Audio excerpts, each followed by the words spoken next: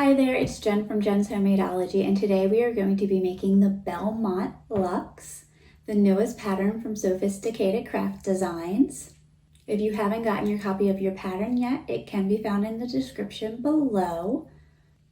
Now the Belmont Luxe is a nice, big, and sleek handbag that has the option for connectors and a two-tone grab handle. Now this handbag features a front zipper pocket, a back slip pocket, which has an option of doing a hidden magnetic snap, and there's also a hidden zipper pocket within the slip pocket on the back.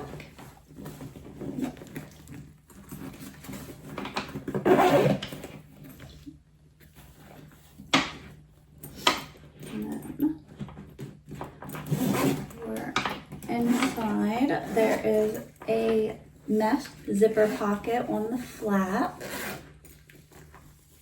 two three-dimensional pockets on the back panel, along with a drink sleeve. I can show you this. This one has a water bottle in it right now. This is my son's, but this is a 14-ounce water bottle.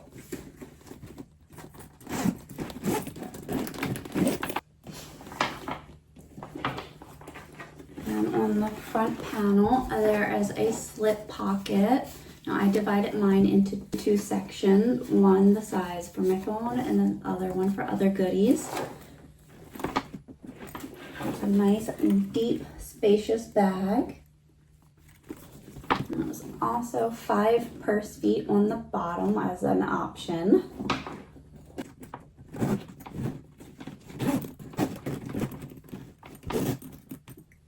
And then this will be the bag that we'll be making in this tutorial today. So I will go over how to do a hidden magnetic snap. And then because this is a handbag, there's the option for a strap.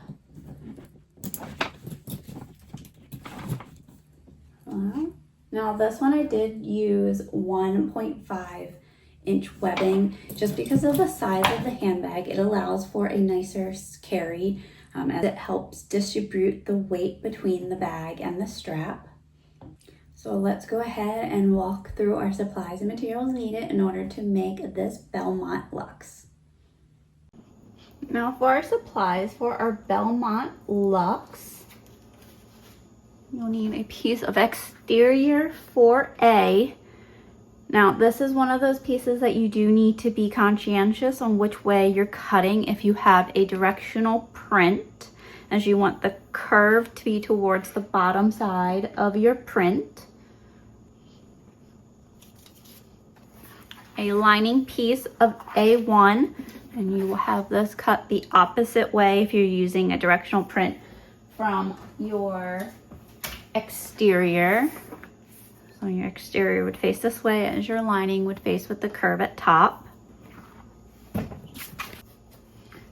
Piece of A2 stabilizer, anywhere from a light to heavyweight stabilizer. I'm using a 1.5 millimeter sew-in foam from Sewfisticated Supplies that is similar to a Pelletech 70. Then a piece of fabric mesh for A3. If you would like, you could also use clear vinyl.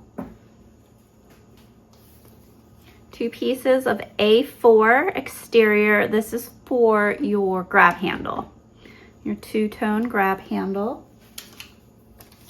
And your ZA zipper with 2 pulls. This is that outer upper zipper. And then your ZA3 zipper with a pull. This is the zipper that goes on the flap with the fabric mesh. A piece of B exterior Your B1 lining. And then your B2 stabilizer is recommended to be a sewn in or self-adhesive stabilizer, as this will be inserted after your exterior is constructed with the pockets. So there would be hardware on your front panel, which is why this is advised not to do an adhesive. If you do want to do an adhesive, then you would adhere it to your lining piece of B1.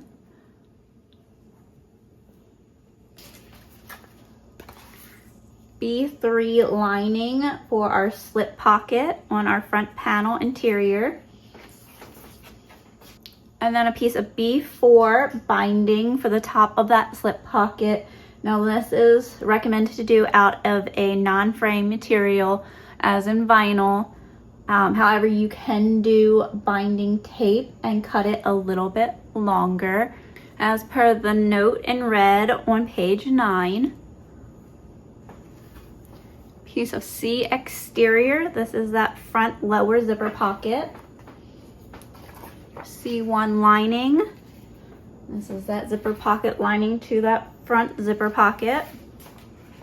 And then your C2 lining, which is the other half of that zipper pocket. Piece of D exterior. This is part of the back panel above the slip pocket. Piece of D1 lining. This is for your back panel. It's the back side of that slip pocket on the exterior. D2 stabilizer. This one can be anywhere from a light to heavyweight. It is recommended to do a sewn in or self-adhesive for this one, as it will be attached after pieces are assembled, so you will have hardware and everything, so fusing a piece would be more challenging. So sewn in or self-adhesive is recommended.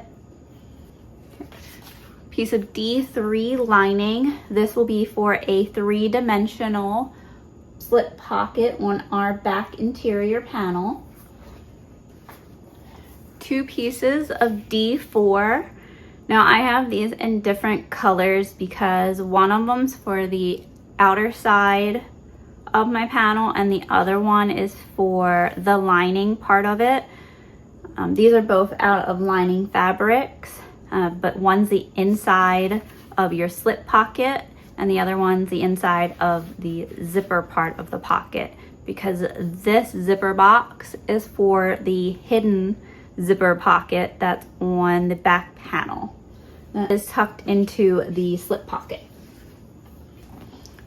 Those pieces I was talking about would be for this part of our make. So one exterior for this side, and then the other side of that is for your zipper pocket. And then one piece of D5, which is the other side of your zipper pocket itself. And then you'll need a ZC zipper with pull and a ZD zipper with pull. So your front panel zipper and then your hidden zipper on your back panel. And then your piece of DD exterior. This is the slip pocket that you will see on the back.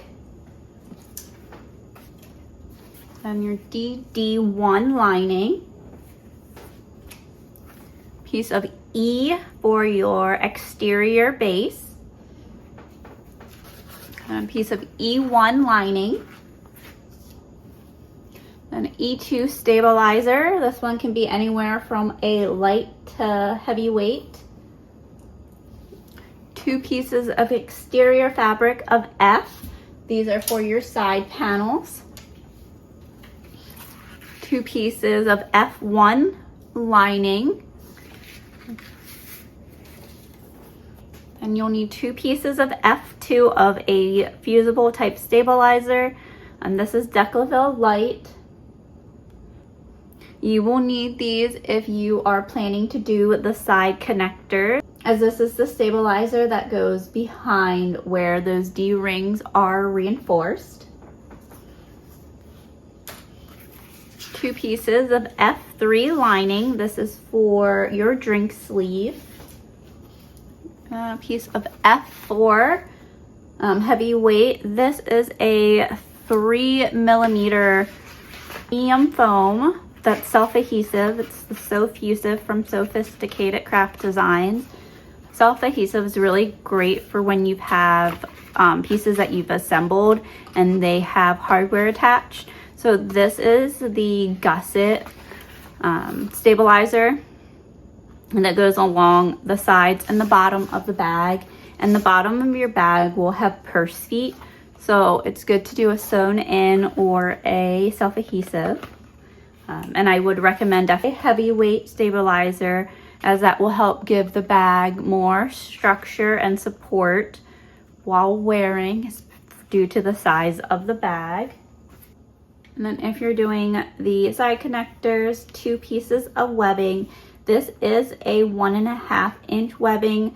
Just because of the size of the bag, it will help give it more support. Using a wider webbing, though you can use a 1 inch if you would like. And then if you're doing that slip pocket on the back, you will need a set of magnetic snap. Now you can either do the regular magnetic snap way, or you can do a hidden magnetic snap, which has these pieces in there. If you do use these, I would recommend taking your exterior fabric and a lining fabric, of which would be around that slip pocket in the back. So this piece and the lining of your slip pocket, just to see how well them being on the opposite side of the fabric would be, how strong that connection would be, and if you're pleased with that connection that you get, or if by chance your fabrics are too thick, because sometimes depending on your vinyl, that can take away the strength of these magnets, and you would be better off doing the regular magnetic snaps. I will walk through both of the options so you can see them in the tutorial. Option to do 5 purse feet, and options to use up to 10 rivets. And then webbing for your strap cut to your desired length. And then if you're doing the side connectors, you will need hardware that matches your webbing size. You'll need 2 D-rings, a slider, and then 2 swivel hooks. Now these are all 1.5 inch because I'm using the 1.5 inch webbing to make it a easier and nicer carry due to the size of the bag. And then this bag is finished using the binding method. So the binding of your choice. This is a 1/2 inch wide pre-made bias tape, so that it is 1 inch when one of the folds are unfolded. You can use fold over elastic or regular binding that's not pre-folded if you would like. And then there's also an option to do a piece of webbing across the back panel as a luggage sleeve. Now for some stabilizer prep. You are using a fusible type of stabilizer for your A2, then you will fuse it to the back side of your piece of A. I'm gonna have a sewn in one, so I will give a reminder of when to attach this in our tutorial. Then you'll take your 2 pieces of F exterior along with your 2 pieces of F2 stabilizer. We need to fuse these. These are the Duckaville light that I'm going to use. You'll flip over to the back side of your pieces and measure down from your curved edge, because the curved edge is the top part of the panel. And you'll measure down 2 1/4, and then you'll center your stabilizer within that point, and then you will go ahead and fuse it and then let it set so it cures. So I'm going to go ahead and do those. And here is our adhered pieces of F2. I'm going to let them cure a little bit more. Now for your base, you'll take your piece of E, a piece of E2 stabilizer, and then your purse feet. Now you can either take the measurements or your pattern piece, my pattern piece, and transfer over your markings. The measurements can be found on page 6 along with the rest of our stabilizer recommendation prep. Flip over to my back side. You can do this one of two ways. You can take your markings and just center this, or you can center it and then make your markings. It's completely up to you.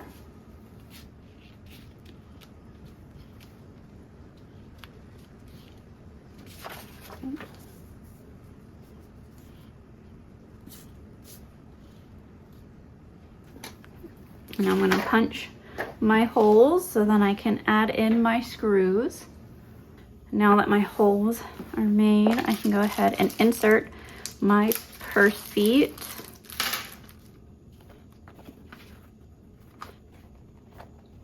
I do like taking a little bit of super glue and just putting it down in the middle of my purse foot to keep that purse foot from coming off. There's one, and then repeat with my others.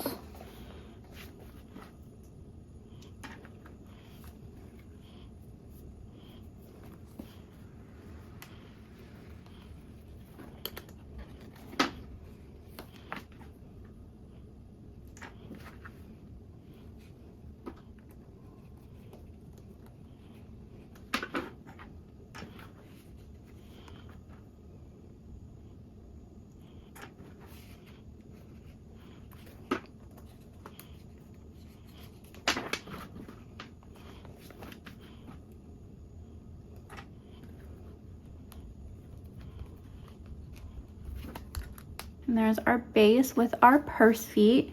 And once you've got them screwed on, go ahead and take some tape and cover the back side of the screws. This does a few different things. One, it allows your screw to not move around and twist and turn, because even though we glued that screw can still turn in its socket. This really helps it not twist. Also then protects the rest of the interior of your bag. So then those screw backings won't rub up against things. So there's that, and now we can go ahead and set this with our supplies because it is ready for assembly. Now we are done with our prep and we can get started sewing our Belmont Luxe. Now getting started on our Belmont Luxe, you'll start off with your piece of A3, and you can either take your pattern piece or the measurement in step 1 and trim down from your top curved edge and make this into 2 pieces.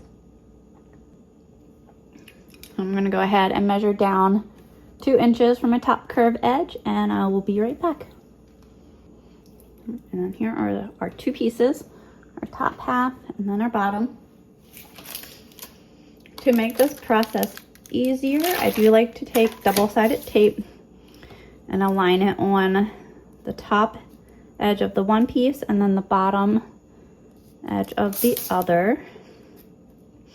You can do both sides of your mesh but usually I can get it to stick between the holes of the mesh.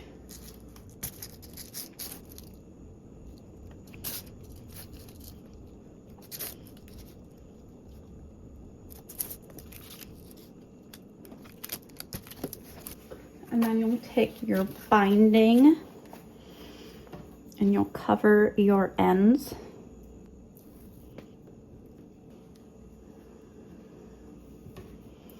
You just want to make sure that your binding evenly covers both the front and the back side of your mesh.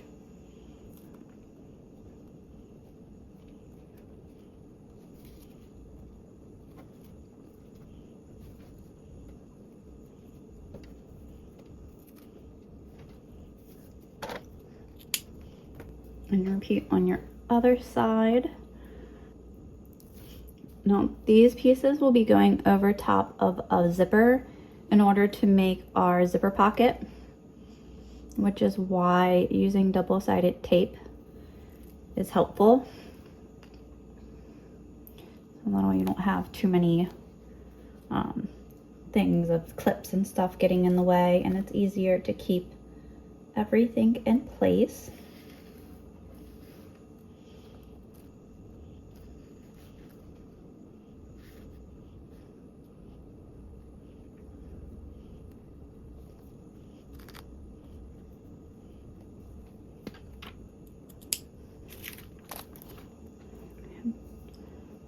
So then you'll have those two pieces. And you'll take your zipper of ZA3 and its pull, and then cinch the ends of your zipper tape.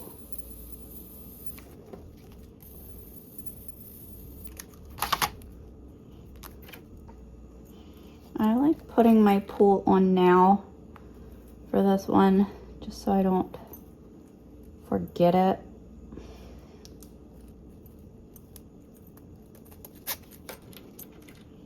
And then place double-sided tape again on the top and the bottom edge of our zipper.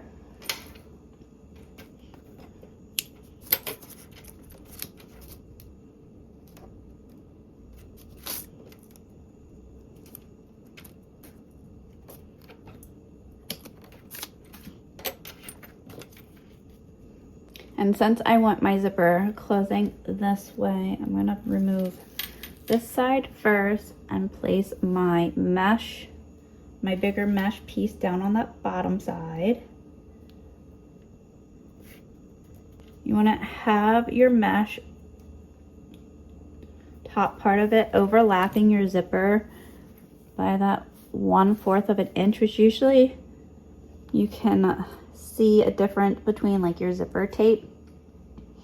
And that change is where I usually end up lining it up to be, and depending on the width of your binding, be whether or not that meets perfectly there or not.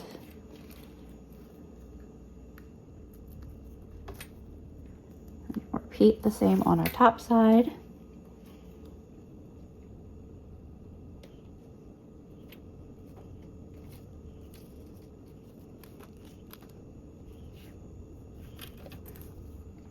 That. And now we can go ahead and sew along the top edge of our binding with a 1/8, and then sew the bottom edge again with a 1/8, and you'll do that on both sides. So we're going to do 4 rows of stitching.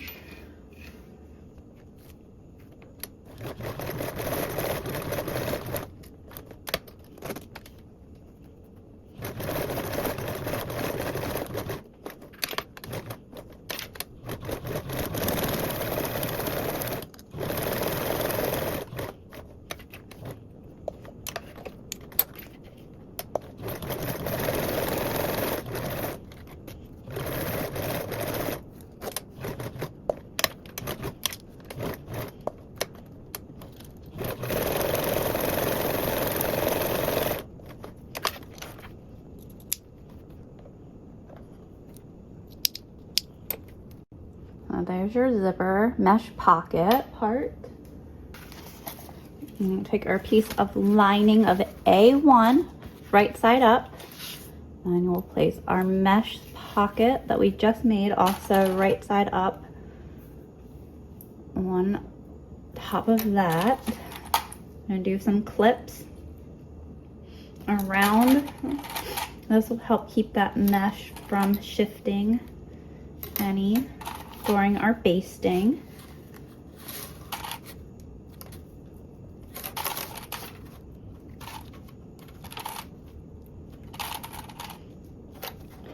Then you can trim off that excess mesh that comes from adding in your zipper.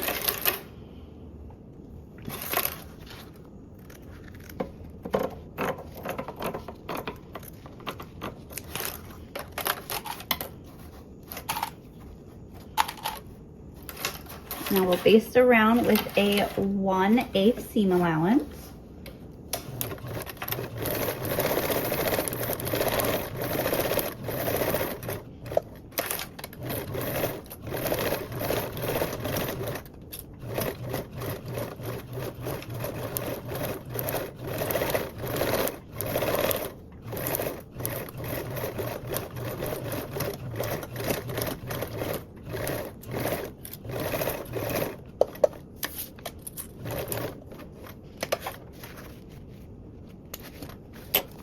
And then if you have any excess of binding, you can go ahead and trim that off.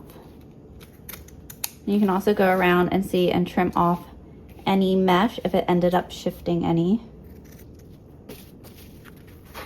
There's our flat zipper pocket. You can set this aside for now. Now moving on to our slip pocket with the binding. You need your piece of B3 and take that right side up. There's our top edge, and you'll meet your bottom edge to meet your top. Make a hot dog kind of fold.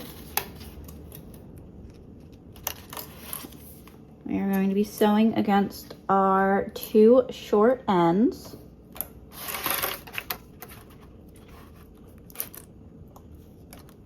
We're going to sew with a 1/4 seam allowance.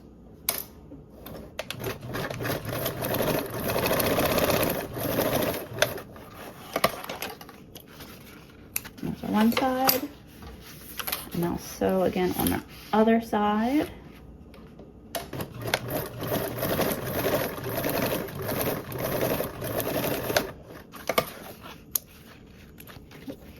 And then trim your seam allowance corners.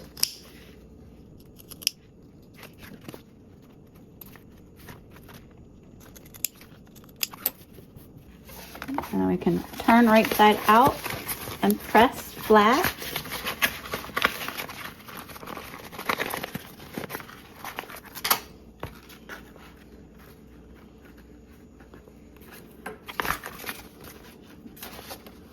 Poke out my corners.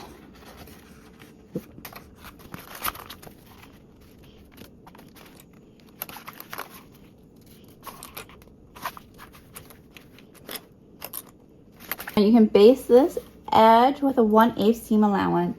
And then if you would like to add a little tag, you can do so along this top edge, at least 1 inch from either of the shorter ends. I'm going to base with a 1/8.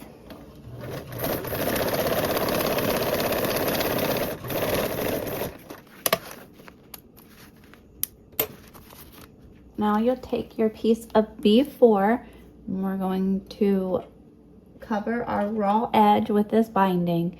Now I drew a line down the center of mine on the wrong side just to help me line it up to ensure that I have it equally spread between the front and the back of my panel. I use double-sided tape, or you can just use clips. Run a piece of double-sided tape down just underneath my undermarking. Place my slip pocket raw edge along that line. And then fold over.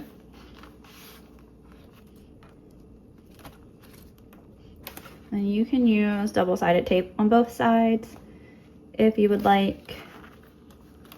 There's one. And now we're going to top stitch this with a 1/4 seam allowance.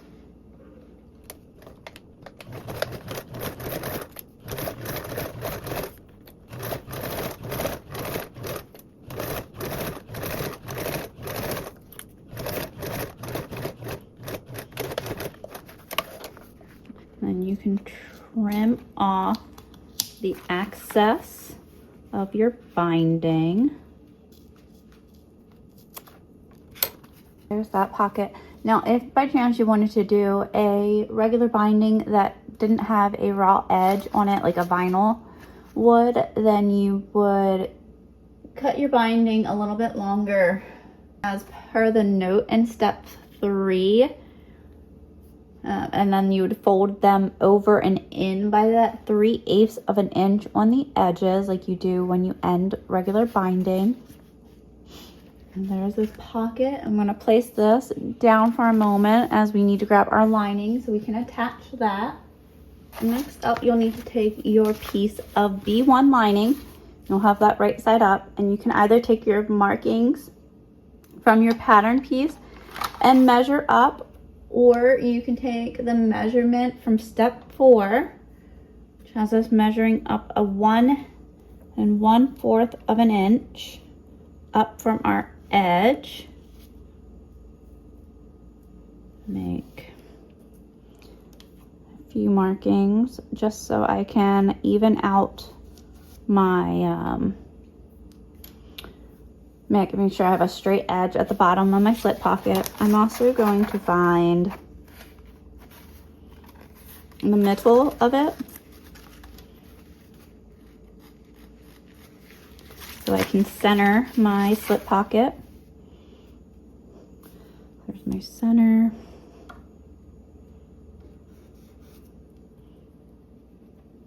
There's my center of my bag, and then I measured up that 1 1/4. Now, again, with this right side up, take the center of our slip pocket, bottom edge, match that center up with the center marking that I drew, and then I'll line the rest of the slip pocket up against that marking that I made. And I'm just going to use some painter's tape to help keep that in place and not from shifting around. Now I can top stitch down my 2 sides and along my bottom with a 1/8 seam allowance. And then for your corner tops, you can either do some back tacking for reinforcing stitches. You can do a little triangle stitch, and or you can even place rivets.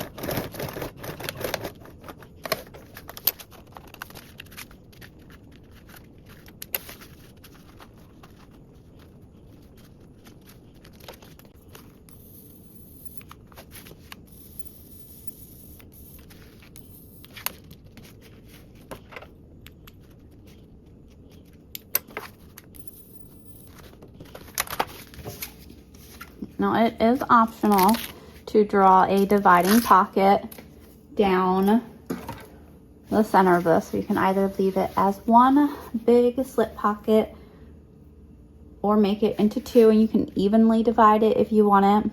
Or you can make one bigger or smaller. I personally like to make one big enough just to hold my phone. I'm gonna go ahead and grab one of the phones and make the pocket just slightly bigger than that, so I don't have a hard time getting it in and out.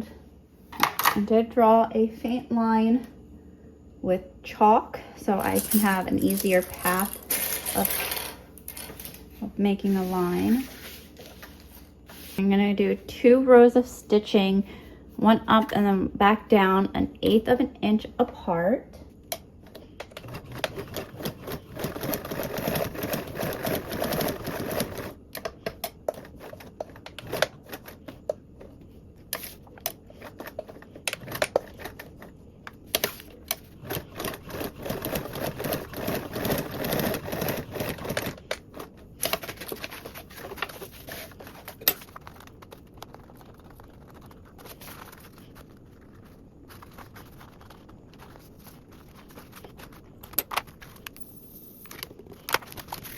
There's that, and it will be able to hold the phone all nice.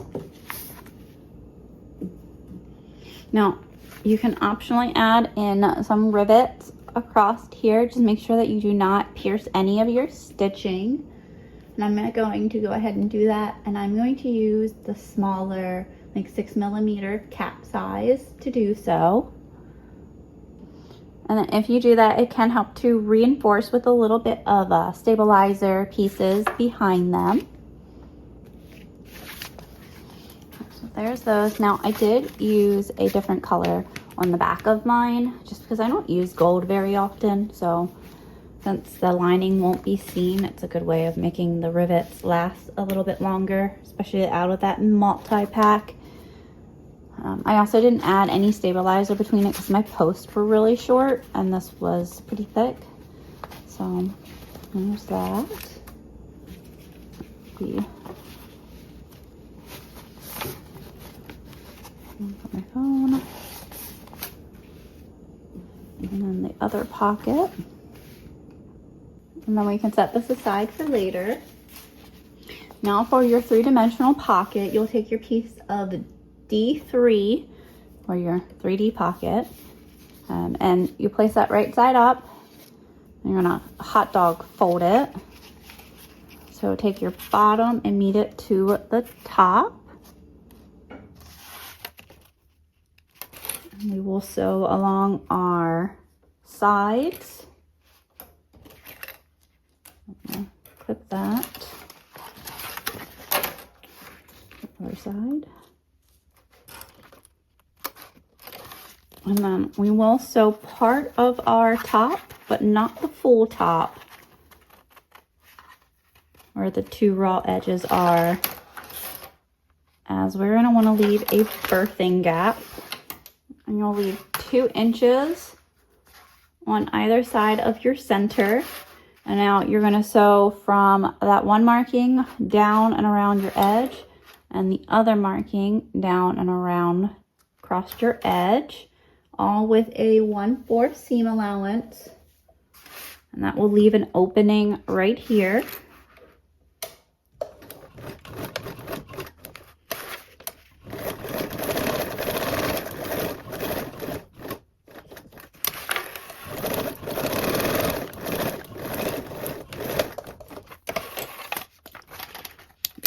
And so there's a one side, and we'll repeat that on our other side. Again, sewing with that 1/4.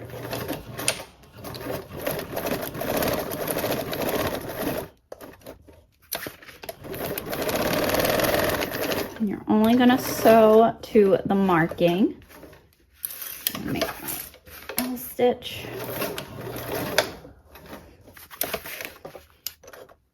And you can go in and trim your seam allowance corners.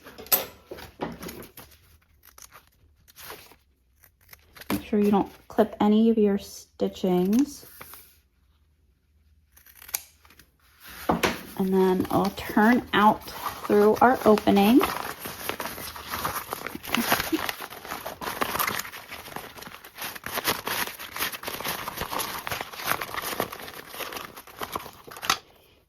Take my hemostats and push out my corners. Now you don't want to stab into those corners as you'll risk breaking through your stitches. You just want to curve into them.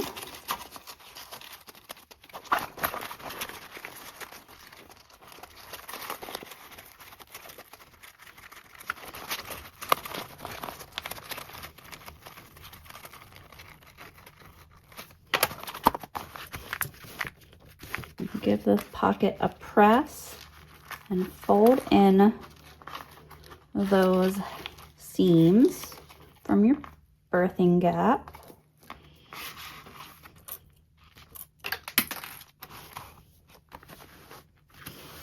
And then you can top stitch along that long join seam, which will close up your birthing gap with a 1/8 seam allowance.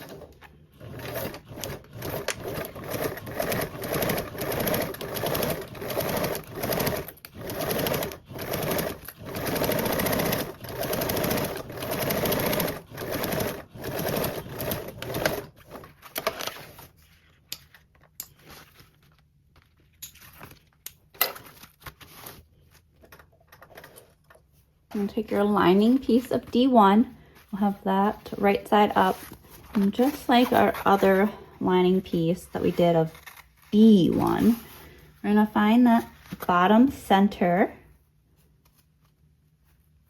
and then measure up that 1 1/4 of an inch, or you can take your measurement from your pattern piece.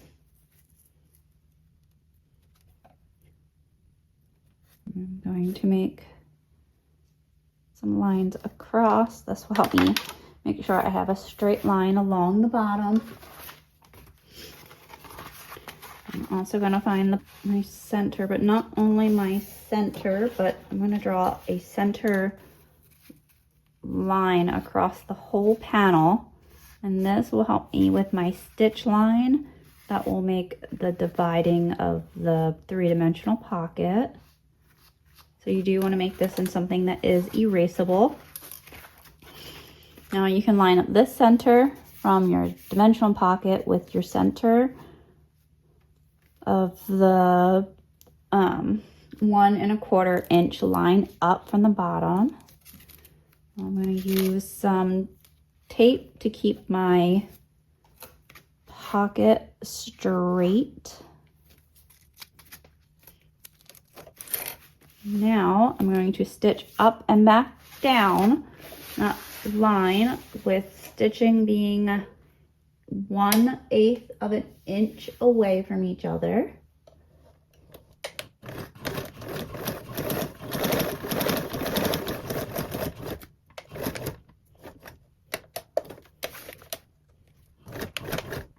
And you can definitely do some reinforcing stitching across the top of your divided lines.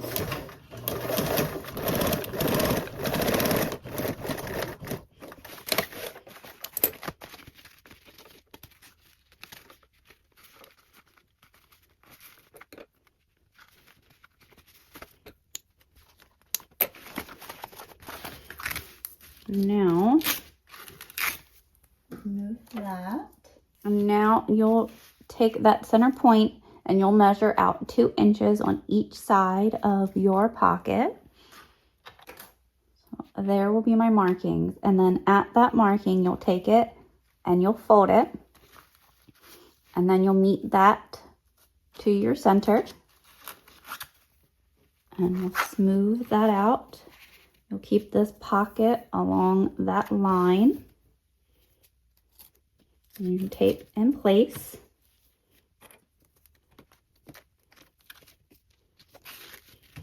And repeat that on the other side. So pinch and fold at that 2 inch marking, and then bring that to the center. Flatten the pocket and keep it against that line. Now up here, I'm just clipping my layers together. And then I'm taping my bottom. You can definitely use more tape if you would like. Now you're gonna go ahead and stitch from your side down across your bottom, which will sew all of these pleats together all the way down, and then back up. We're gonna do that with a 1/8 seam allowance. When you sew them, you can either do back tacking stitches to reinforce the top. You can do a triangle stitch, and or you can even do rivets. It's up to you. Just make sure that you're doing a 1/8 seam allowance.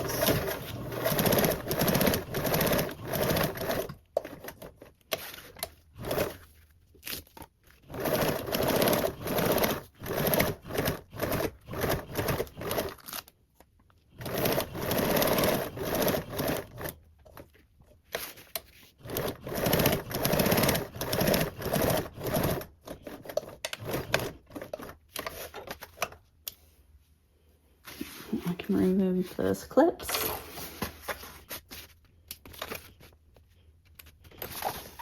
And there would be your three-dimensional pocket. And we can set this aside for later. Now for your drink sleeve, you'll need your 2 pieces of F3. And now we're going to place those right sides together and stitch along our 2 longer ends, top and the bottom. We're going to sew with a 1/4 seam allowance.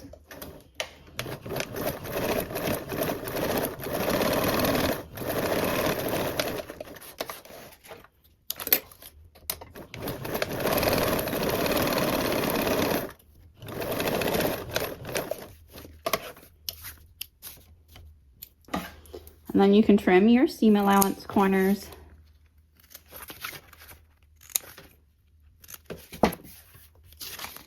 And then turn it right side out.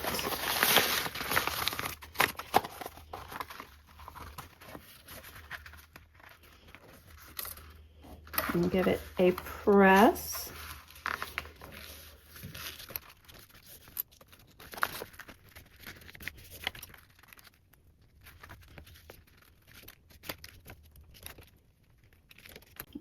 And then you can top stitch both of your joined seams on the top side and the bottom with a 1/8 seam allowance.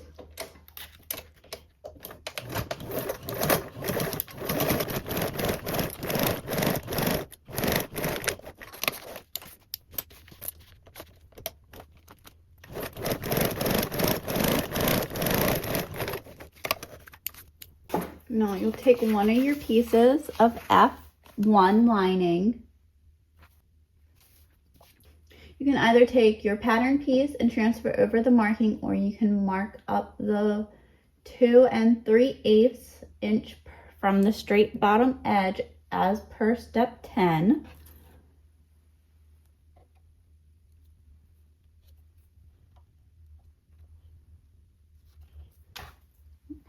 And my markings on each side, and our drink sleeve along our edge above the marking. I'm going to base this on with a 1/8 seam allowance, starting on the one side first.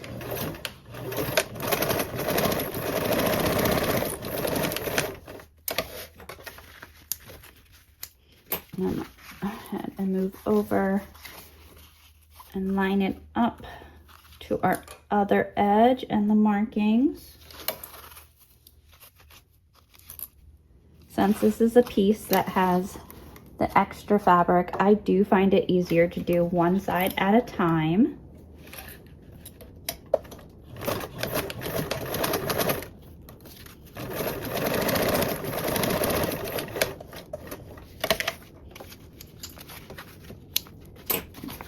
And then before you move on, just ensure that you measured from the bottom straight edge and that your curve is towards the top.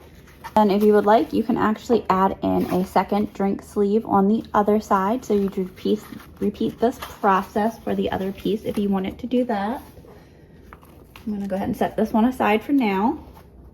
Now moving on to our exterior panel assembly. I'm going to start out with our grab handle. So you'll need your 2 pieces of A4. Now the one that you want on the bottom side of it, which is going to be my solid color, you're going to measure down each side of the long edge with a 3/4 seam.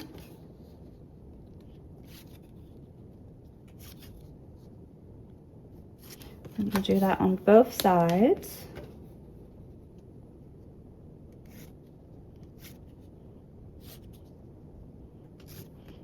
So then there will be a little gap in between the two. Now the one that you want on your top, you'll just find that center and mark that.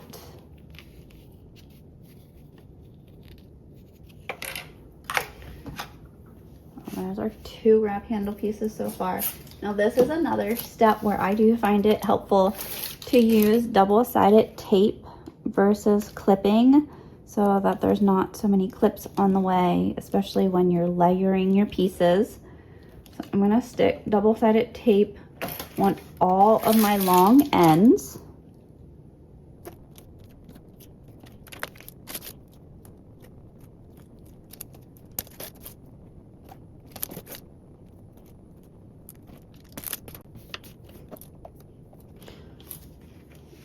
I'm gonna take your double-sided tape backing and remove that,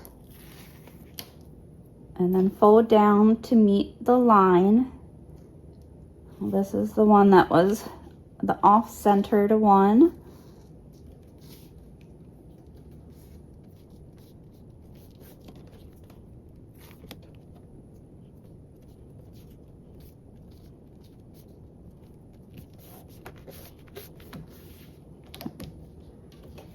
We'll have a little gap, and we'll do that with our other handle.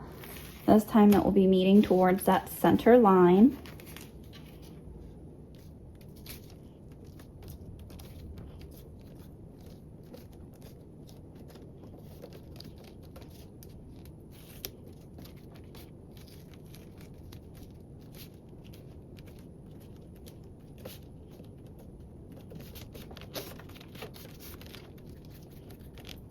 And now you'll center your one that you met in the middle to your other one, and you put those wrong sides together. That'll be that. Now I do like to find the center of this one and then take a piece of double-sided tape and run it down the center of it. Now, oddly enough, you know anything about me, I try to use a little bit of double-sided tape as possible. However, on these handles, it makes it so much easier than trying to clip everything. So then I can take this middle and match it to that. Just keep that going. Sure that they match there.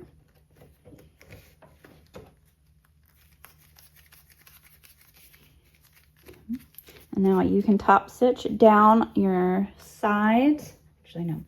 Once you have that lined up, now we are going to want to make 2 markings on each side of our grab handle. Those are going to be 2 3/8 of an inch from our edge. And this will ensure that we do not need to go over any stitching when we attach them to the flap. There's our first marking.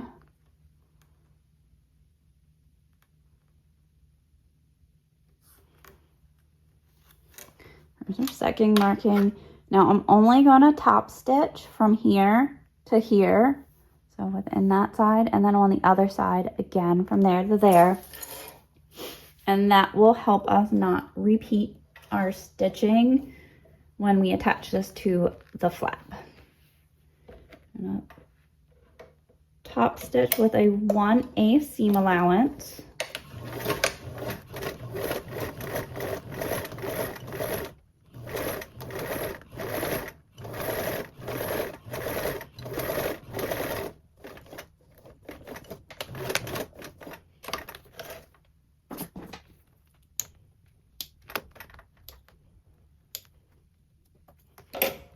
There's that one, and then I'll do it on the other.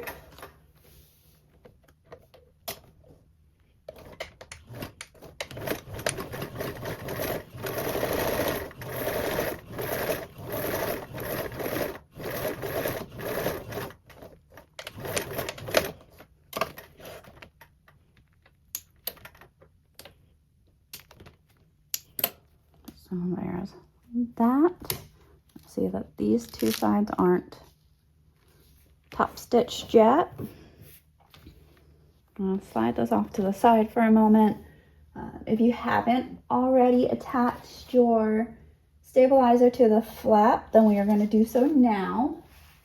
So you need your piece of A exterior and your A2 stabilizer. I run a piece of double-sided tape along my top edge and bottom edge of the stabilizer.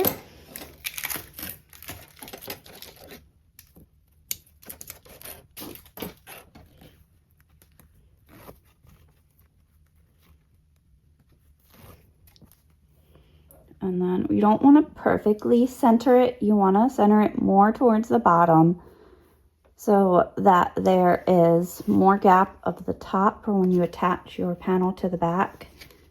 However, you still want to make sure that you have your seam allowance around the edges. And that will help keep your stabilizer in place when you sew on your grab handle. Now, you can either take your markings from your pattern piece, or you can measure down from your top straight edge, not the curved edge. You want to measure down from your straight edge, the 3 1/8 inch that's stated in step 13. That, and then what we'll do is we'll center our grab handle along that marking. So that center mark will go right along that center point that we made. I am going to do one side at a time, just because once this goes up, it will be a little bit more trickier of a sew on the next handle.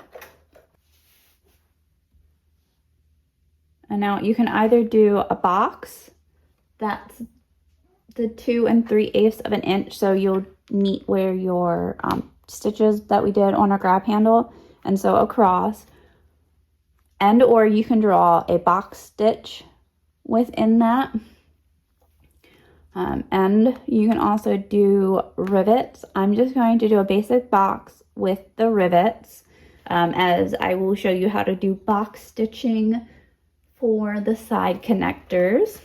I do also have another video on just box stitching if you want to see a closer up, because my grab handle is really thick. I am going to use a hump jumper around here just to help keep everything from skipping. Baste first.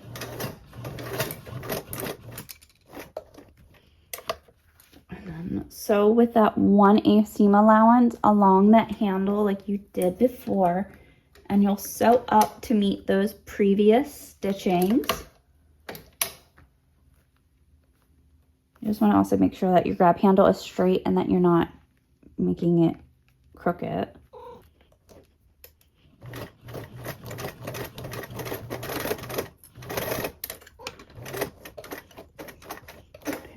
Got up to that previous stitch.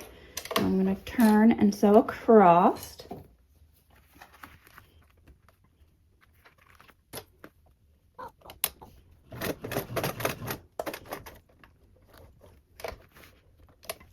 Let's sew it down.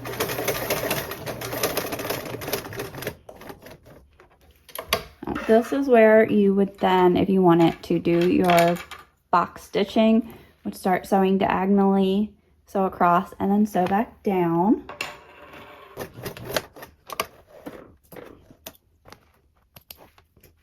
And I'm going to repeat that on my other side.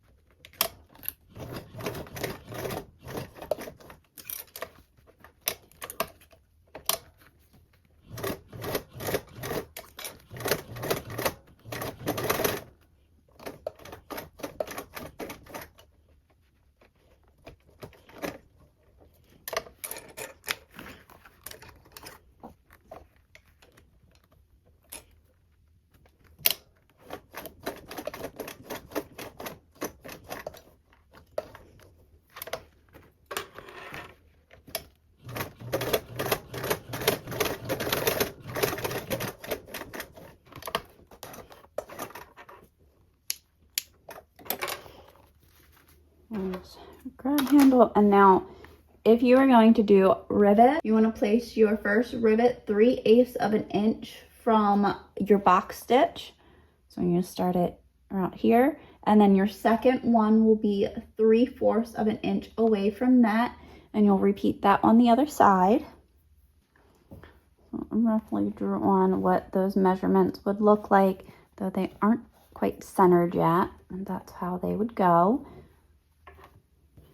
Now that's what it looks with our rivet. Again, I used colors that I don't normally use on the underside since you won't see them. And now we'll take our mesh zipper pocket that we made earlier and place that on the wrong side. So our right sides are facing outwards.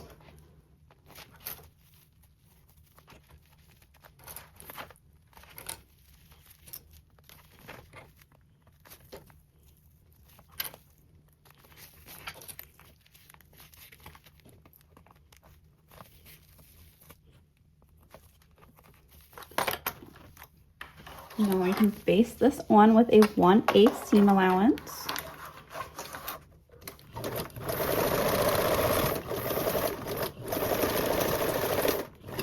When you get to your handle, you might need your hump jumper.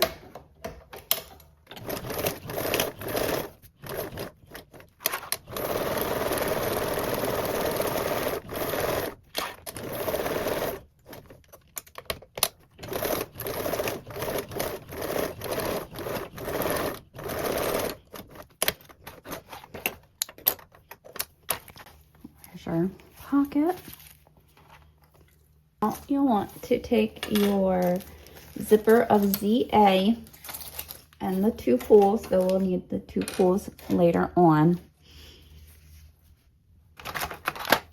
And first cinch the ends of your zipper tape.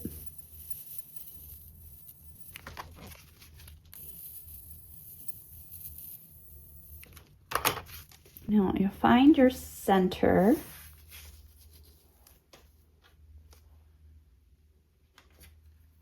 And you'll want to mark both sides of your zipper tape during this time and mark them fairly well, just within your seam allowance or with something that will allow them to be removed. And then I'm also going to take and mark the side of my zipper tooth that is the lowest. That will help me later when I'm slipping on my zipper pulls. Because right now we're going to separate the zipper. And we'll take one for now and place the other one off to the side. You'll find the center of your curved edge, which will be the front of your panel. And then take your zipper tape center and match those so that they're right sides together, meaning along that center point.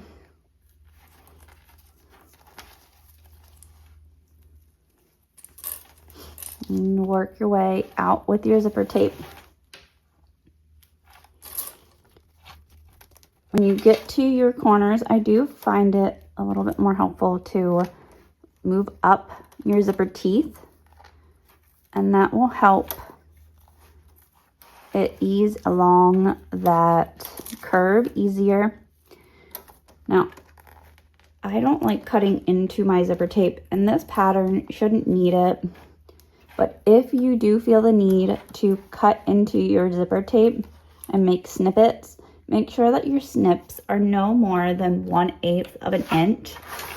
And then I would recommend sealing those snips with singeing them. I like using one of these lighters as it's a single line, and I can just snip into there and I seal and snip at the same time. But I really try very hard not to snip into my zipper tape, as then it starts to compromise the zipper. And again, with this one, you shouldn't need to snip.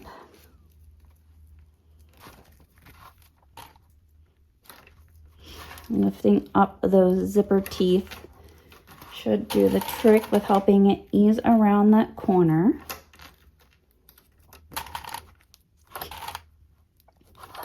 And then you can fold your panel in half to see if you have about the same amount of zipper tape left on each end. That will let you know that you spread your zipper tape evenly across your two sides.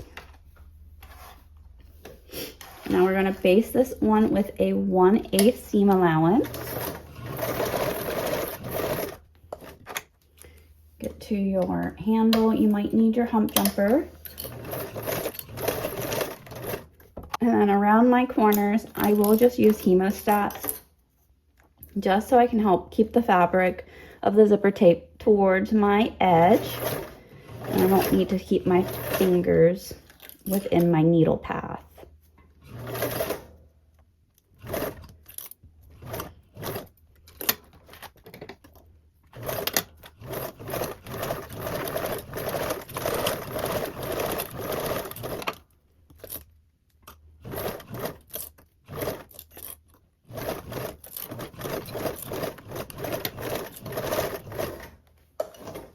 I'm at my handle, so I'm going to grab my hump jumper.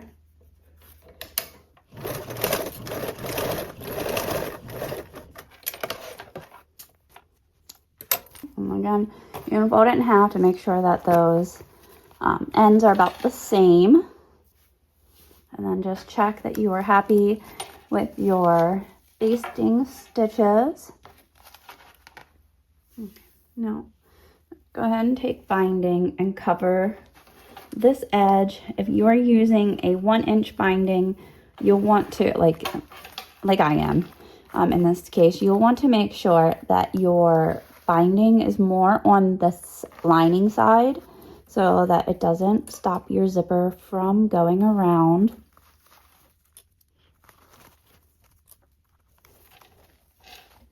So I'm going to see if this piece will fit. I had a little extra random piece left over, and I think it's long enough to fit around this flap. So I'm gonna clip this on and see first.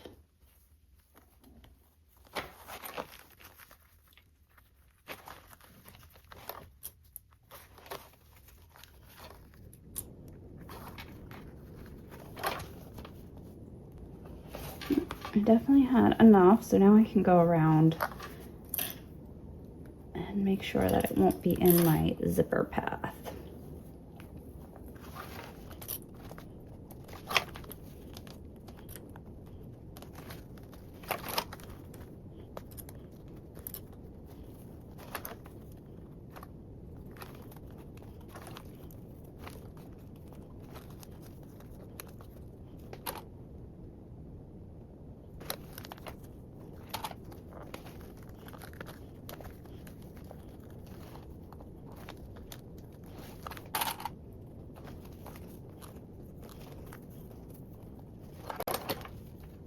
Now we can sew with a 1/4 seam allowance.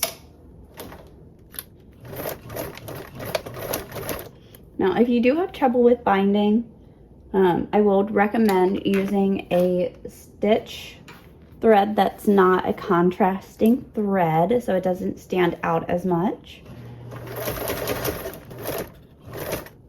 I'm back to where my handle is. I'm going to put my hump jumper in there so I don't have any skip stitches.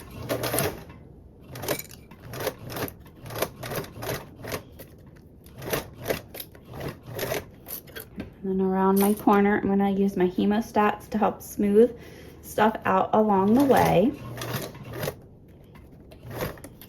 And then you can also shorten your stitch length around your corners. That will lead to a smoother corner and less puckering.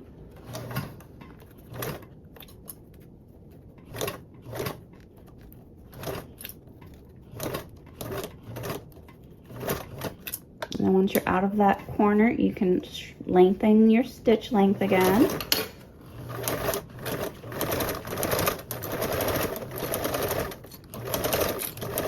And then because I'm to that corner again, I'm going to shorten my stitch length some.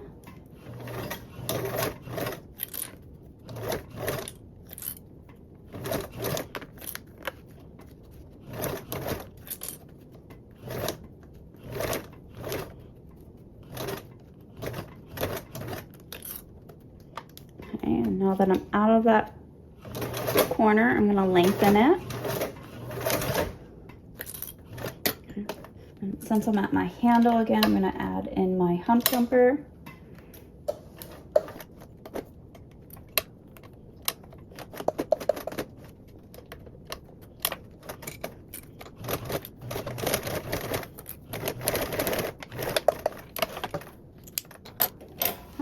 There's that, and then you can check your stitches, make sure that you caught your binding on both sides and that you don't have any puckering going on around your curves, and that you're happy with all of your stitching. And I will spend some time working back my seam, especially along this part of the handle, because this part right here can get really thick, which is why it's bound versus doing a berth on this, because this part right here can get very, very thick if you were to do it right sides together and then top stitching all of that. So binding helps reduce that bulk.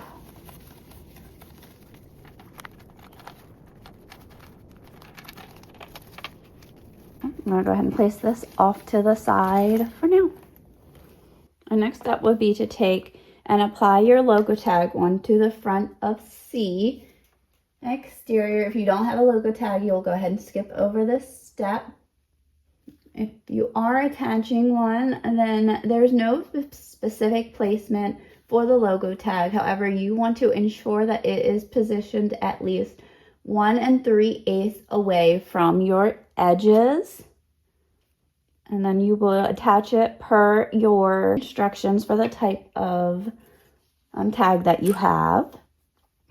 I don't have one, so I'm going to skip one to my zipper pocket assembly. Now for our front panel zipper pocket, you need your piece of C1. And place that right side up. And then take your zipper of ZC and singe your ends.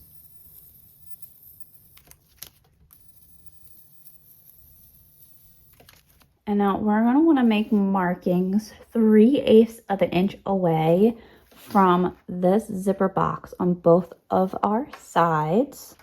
So there are my 2 markings. You'll take your pull and slide it on.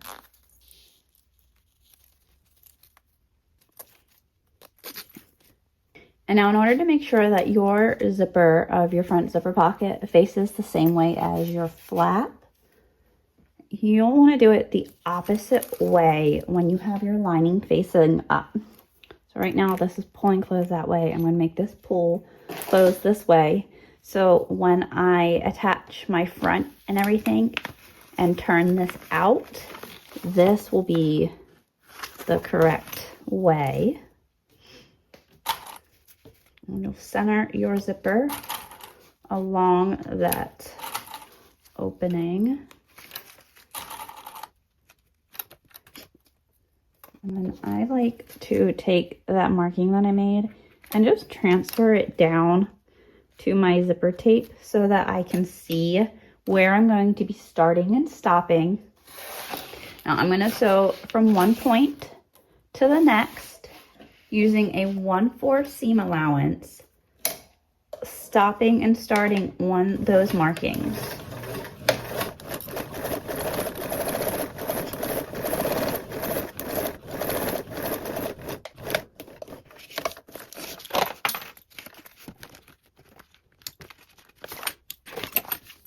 Now you'll take your exterior piece of C and place that right sides together, sandwiching in your zipper.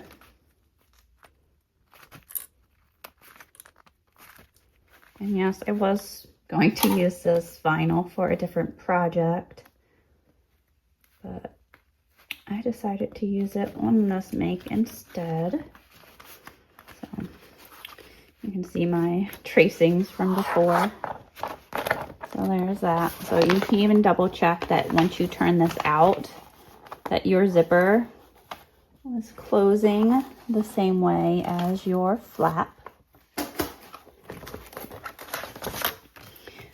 Now we're going to sew again with a 1/4 seam allowance. I personally like to turn it back to my lining side facing up so that I can see my previous stitch lines, and that way I can see where I'm supposed to be starting and stopping, and that I can sew right on top of those lines.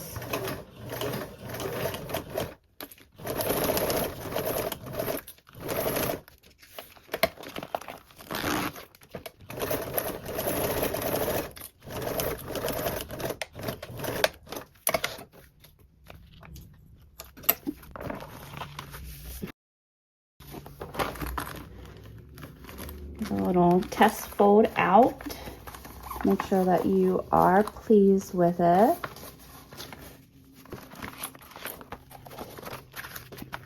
Once you ensure that you are pleased with those stitches, you can go in and clip your corners of just your lining down to your point from the corner of this box down to your stitches. And we're not going to cut into any stitches, and you're not going to cut into your zipper tape. That way you don't end up compromising that zipper. And just down from this little corner down to our stitches at that diagonal.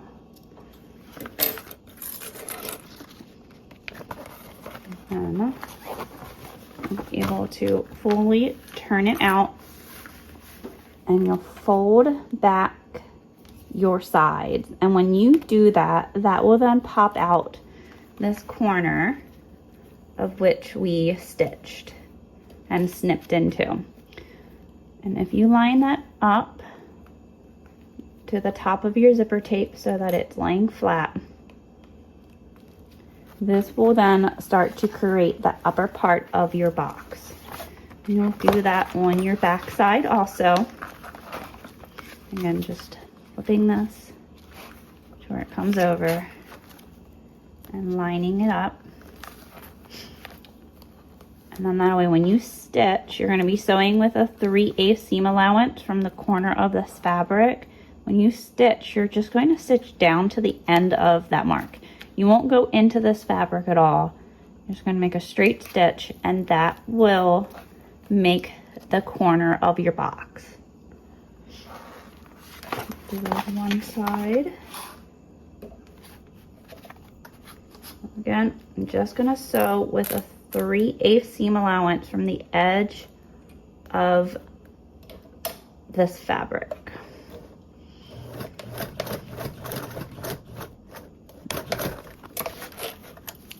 Right down to the edge of it. I didn't go into it or past it, so that way when you fold out, you get a nice strong box.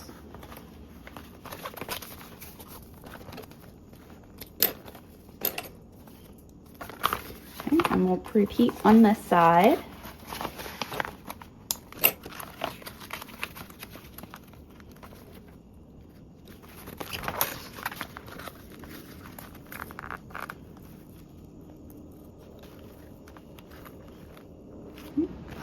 And go ahead and sew the side with that 3/8 seam allowance.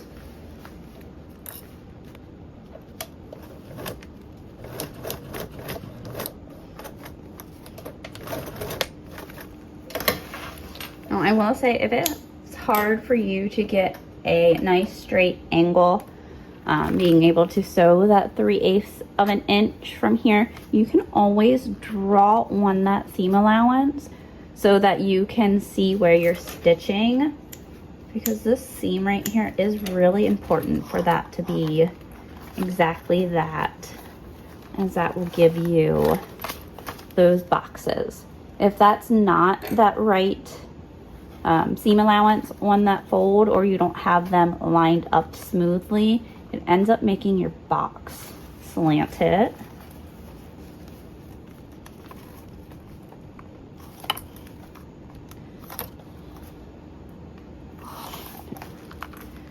press this.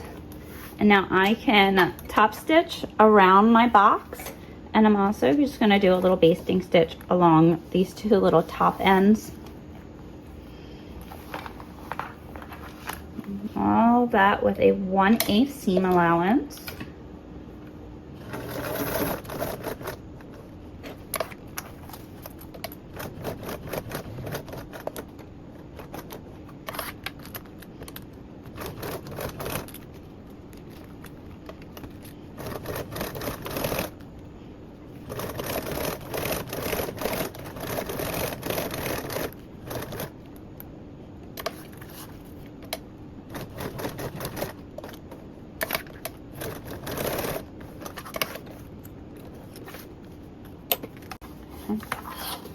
There's that, and we will now add in your piece of C2 lining. So we'll go right side up, and then you can place your other piece right side up, so that when your linings are together, your linings are right sides together. And when you turn this over, this would be the wrong side. I'll place a few clips around to keep that fabric from shifting when I sew.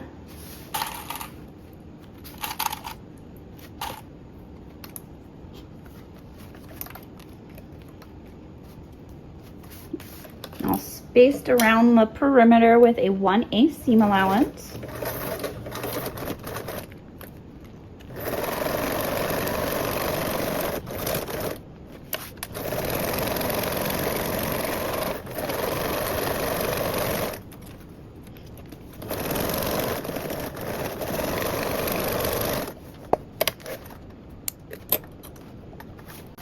So now there's that, and I'll make sure front pocket. And then before you can continue, you can just double check that they are both facing the same way for your zippers. Grab your piece of B exterior, and along that long straight edge, place it down and right sides together with the top part of that zipper pocket.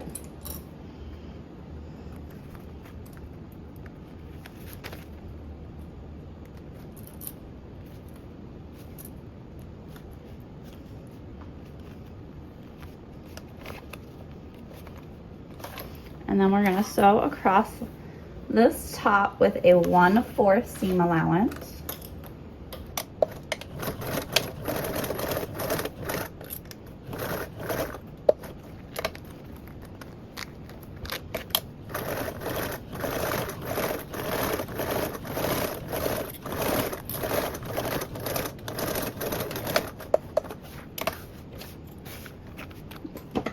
Now you can snip your seam allowance corners.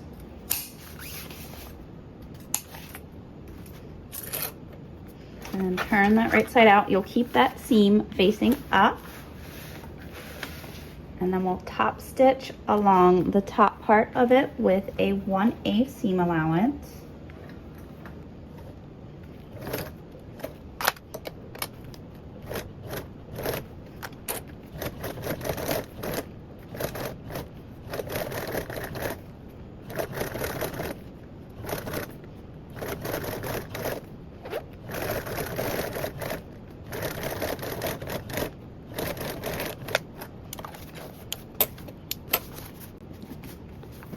That part will look like. Now our front panel is ready for our zipper installation, but I'm going to set this off to the side real quick so I can repeat step 17 and 18 of making like this front panel for the back hidden panel. So this time it will take one of your pieces of D4. Now I have two, and they're two different colors. I want my lining of the actual inside zipper pocket to be this. This will be the part that will be inside of the slit pocket on the back. So I'm going to take my lining right side up with my ZD zipper. Let's trim that part real quick. I'm going to cinch the ends of my zipper.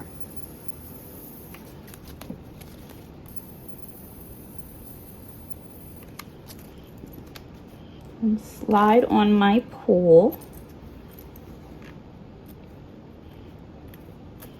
Now for this zipper, you're going to want it to most likely face the opposite way than what this one is facing.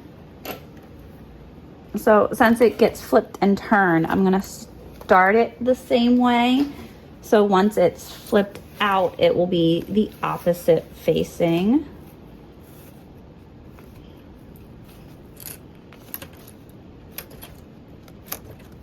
And again, both right sides up, center your zipper along that opening.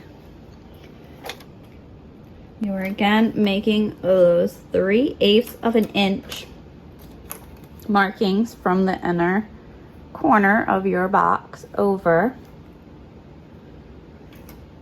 And then we're gonna stitch with that 1/4 of an inch seam allowance, starting and stopping at those markings.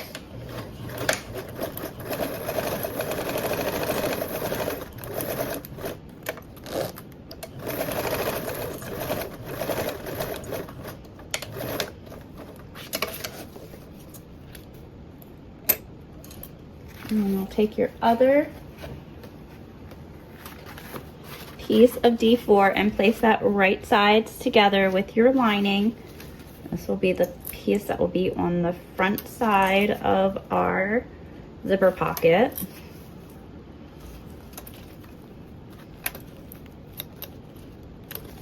And then I'll flip over to my lining side again, just so I can see those stitches.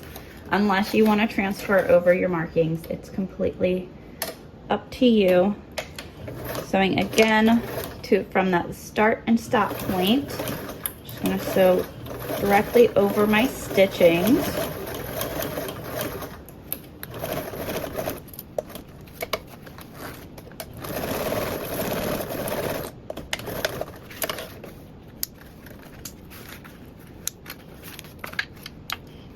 And you can turn out real quick just to check that you are pleased with it. And now we're going to make those diagonal snips from the corner to our stitching, not getting our zipper tape and nor cutting into our stitches.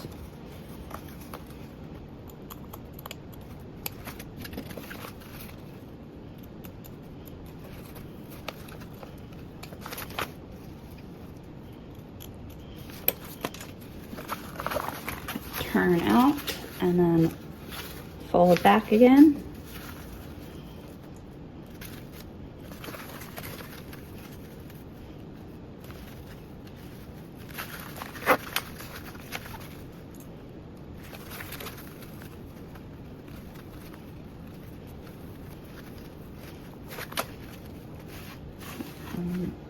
Sew the two sides with that 3/8 seam allowance, just from the corner on up.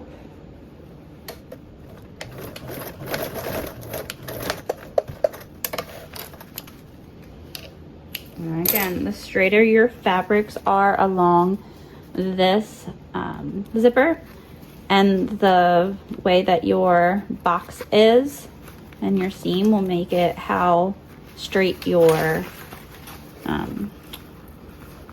how strong and straight that box of your zipper is.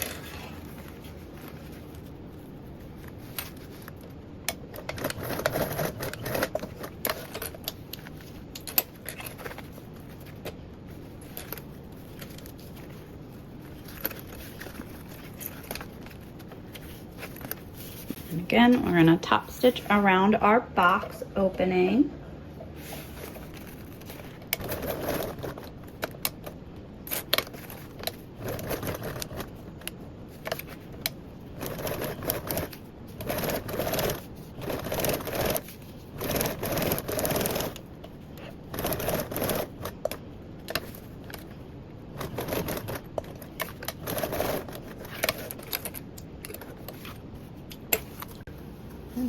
Well, that zipper ended up being the opposite of that, so that way when it's on the back panel it will be the right way I need it. Now take your piece of D5 lining, that right side up, place your zipper right side up also. So then this will be right side out. Your linings will be right sides together.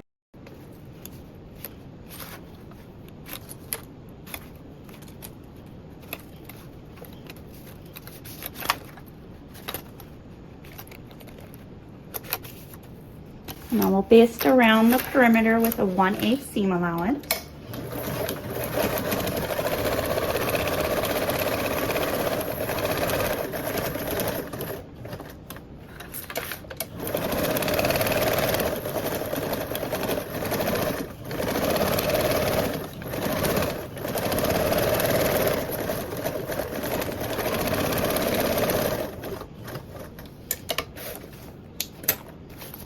And there's our back zipper pocket. We can place this off to the side for now.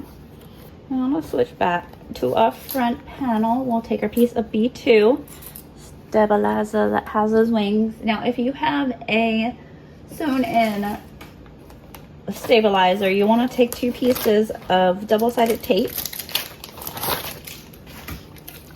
and run it. I do recommend going this way with it, just so your stabilizer sticks within the wings of it. That's what I'm calling this little bit, little extra piece.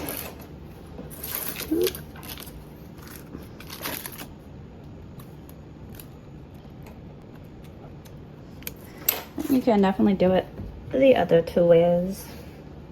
I just like mine on these little wings. And then we'll take our front panel that we assembled. And I hear that if you're doing a self-adhesive, then you can just stick it on without the double-sided tape. Oh, keep in mind, this is one of the pieces that was recommended not to be a fusible stabilizer, as you can't really fuse this piece with there being hardware on it.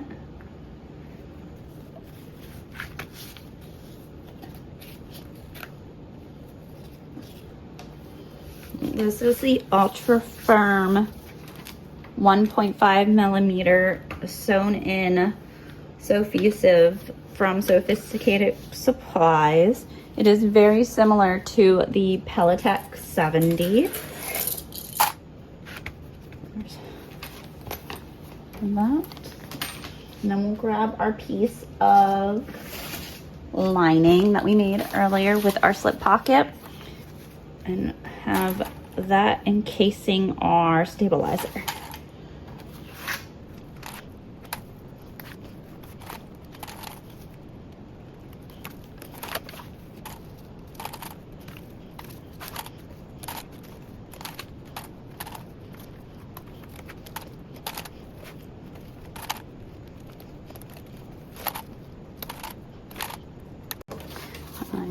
Clips around just to help it keep it in place and stop from shifting.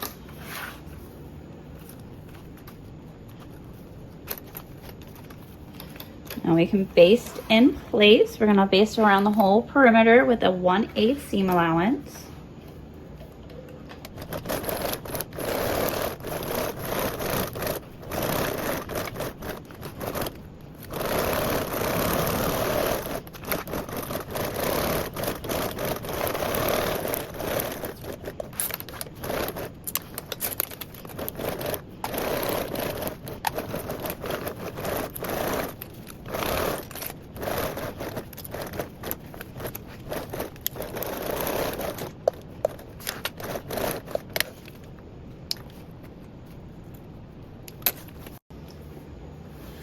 There's that, and then we can attach the zipper.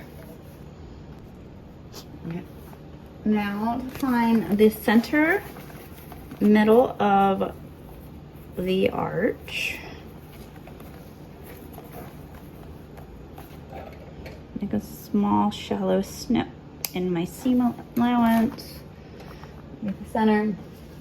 Now you'll take the remaining piece of your ZA zipper and place that right sides together, matching up that center point. And you'll work your way out and up.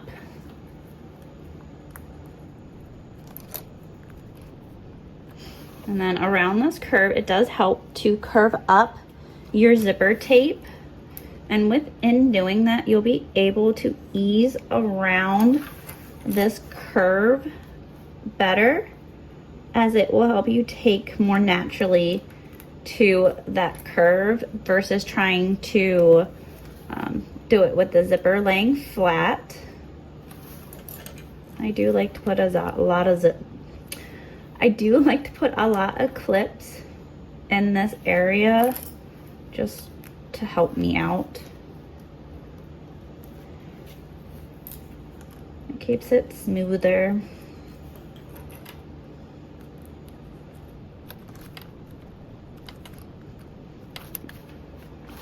And we'll repeat the other on the other side.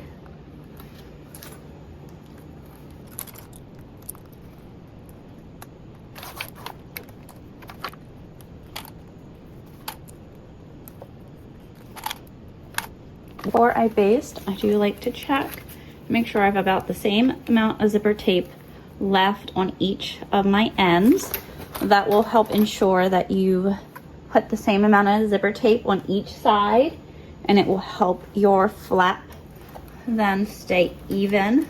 So you can even double check that when you line these up, that you have the same amount of zipper tape on your flap as you do on your side. Now we're going to base the zipper on with a 1/8 seam allowance.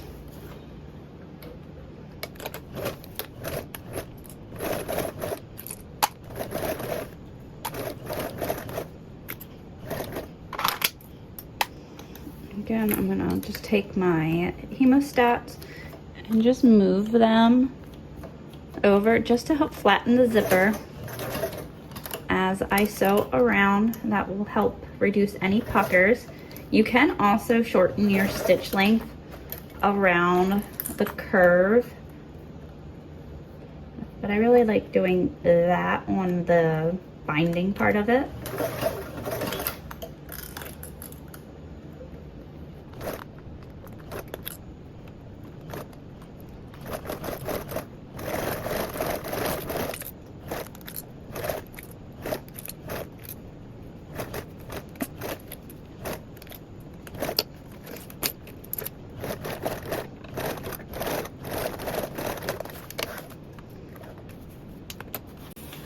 And go and check your zipper. Make sure that you don't have any puckering going on. And you can also check to make sure that they ended up about the same length at the end. If they didn't, it is okay. You just have to then adjust how you place on your flap, as it wouldn't just be a straight then like even on like it was when your zipper tape came off. You'll be a little shifted, but you can make it work, or you can redo it to where they are both the same length at top. That's why I use as many clips as I do. It helps to keep that not doing that. Before we add on our flap though, we are going to cover that seam with binding. Again, if you are using a 1-inch binding, make sure that more of it is towards the lining side of your fabric. That will help keep and prevent your zipper from getting your zipper pull from getting stuck.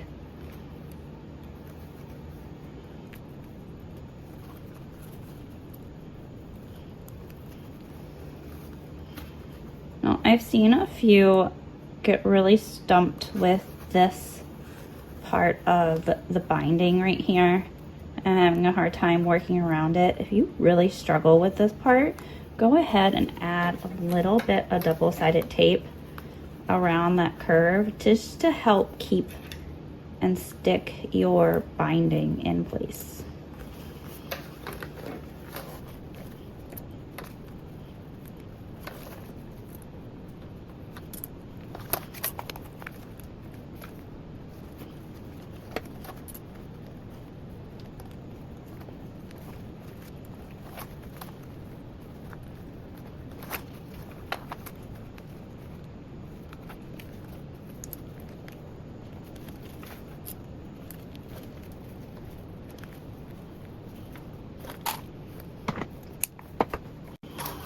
Now you'll sew with a 1/4 seam allowance. Again, go slow. And this is the part where it does help to use a non-contrasting thread with your binding. So that way if your stitches aren't perfect, it doesn't stand out as much.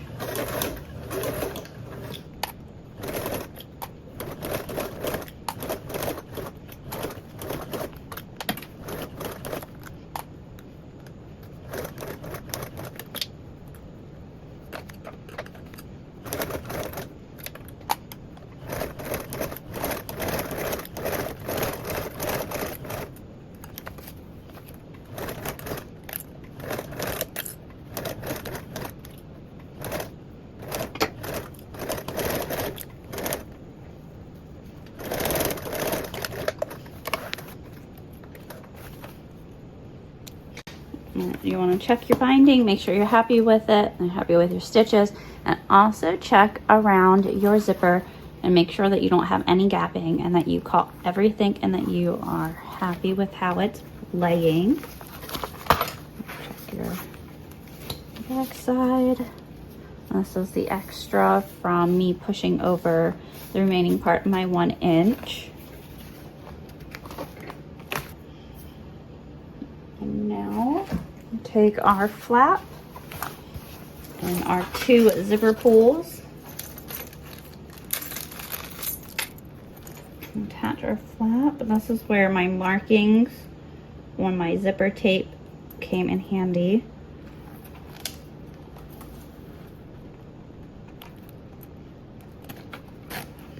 I'm gonna make sure that they line up.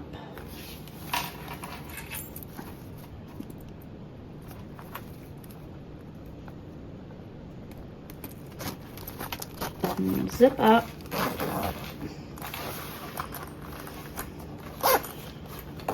And make sure that everything is balanced. If you skipped over making this zipper pocket because you're doing a simplified version without this zipper pocket, you'll skip over to doing the magnetic snaps for the slip pocket. If you aren't doing the slip pocket, then you'll skip to your main exterior assembly. Here's our zipper pocket that we made. You'll take your piece of the exterior and place that right side down along the top of your zipper.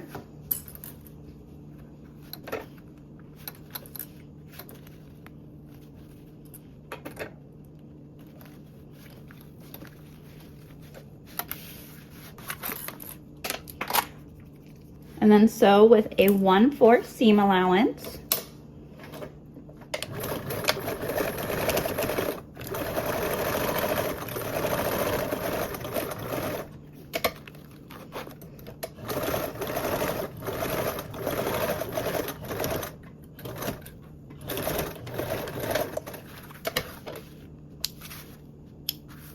And you'll trim your seam allowance corners. And then again, with that seam facing up, fold your fabrics right side out and then top stitch along that seam, ensuring that that seam is facing up.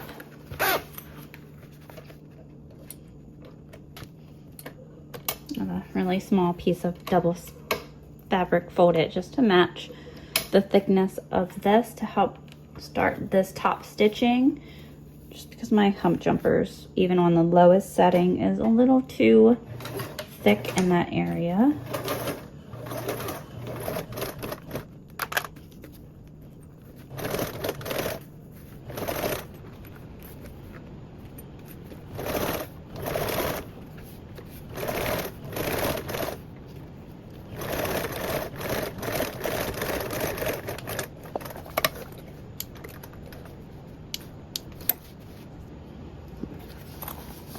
There's that. Now it's time to add our magnetic snap. You can either take the measurements from the pattern piece and transfer those over, or their measurements in step 26. Now for the magnetic snap, there's two different ways of doing it. You can use the regular normal magnetic snaps and insert them the regular way, or you can do a hidden magnetic snap, which has these. I would recommend, once again, taking these and placing them behind the fabric, your piece of DD1, and making sure that you are happy and pleased with the strength of that magnet between these two fabrics. And I say that just because it will depend on the strength of your magnet that you have and the thickness of your fabrics. And this will give you a good idea whether or not you would want to use these or a different type of magnetic snap. Just didn't want you getting so far into it that once you made it that you were like, oh no, this doesn't work, they aren't strong, and needing to have to change them out later. So another thing I like to do is once you have these together, taking two pieces of double-sided tape, placing them on the outsides of them, just because that way I know when they're touching my fabrics that these two sides of the magnet attach and these two sides of the magnet attach. That I'm not trying to then attach these two together because they're going to repel each other. That's my nice strong magnet. Now we are going to grab our measurements and measure down. Place these off to the side real quick because I am going to do these so you can see them. Since I feel like a lot of people know how to do these, and plus I have them in my other videos if you wanted to see them. On the wrong side of our zipper pocket, from the top centered, again that little shallow snip, I'm going to measure down 2 3/8 of an inch.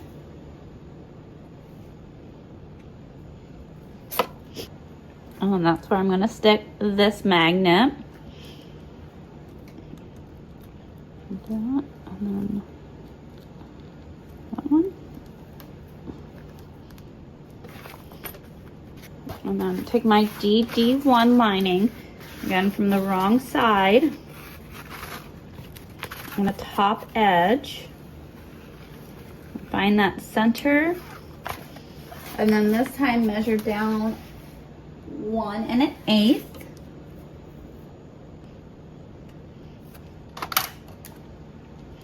I'm going to remove that tape and match it to the center of that marking.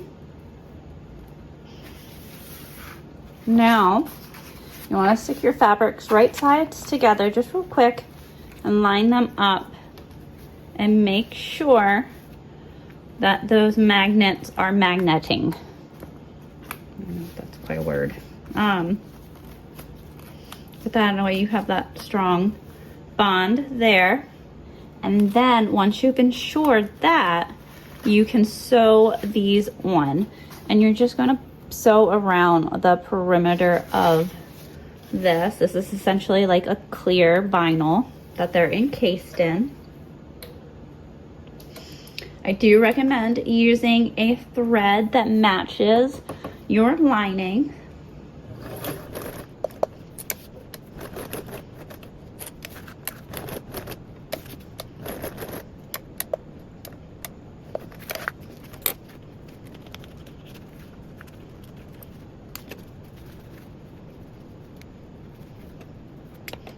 Measure one, and then repeat on our other. I'm gonna say be careful because they can stick to your sewing bed, so sometimes it helps to place a thicker item that won't be magnetic through it under it, just to help you slide around, though just ensure that you don't end up sewing through it. It does help to also, if you flip it around and sew, but then you can't really see where you're sewing.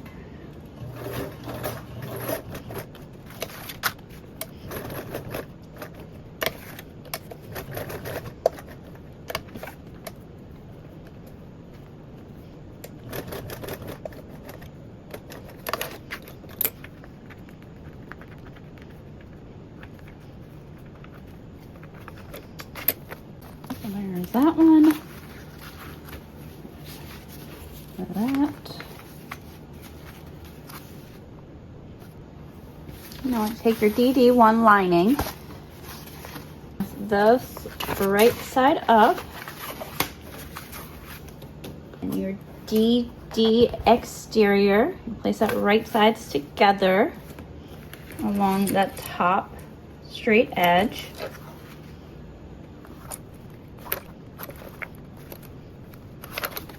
And then sew with a 1/4 seam allowance.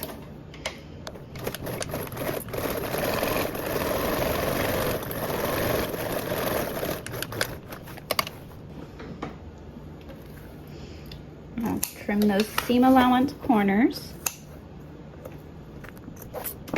And turn your fabric right side out.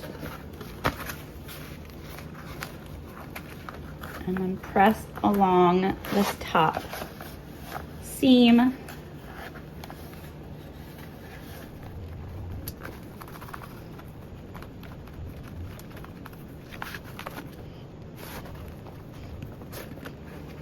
And then you'll top stitch with a 1/8 seam allowance.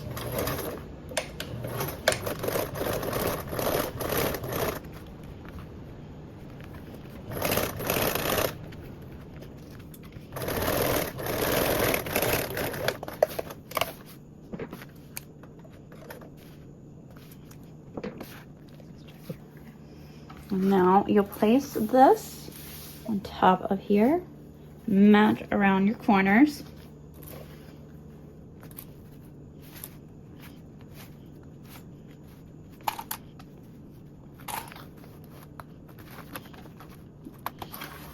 Now we can baste around our perimeter with a 1/8 seam allowance.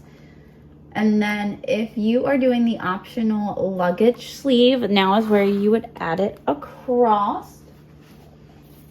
You would add it across here, and you would measure up from your bottom 4 3/4 of an inch.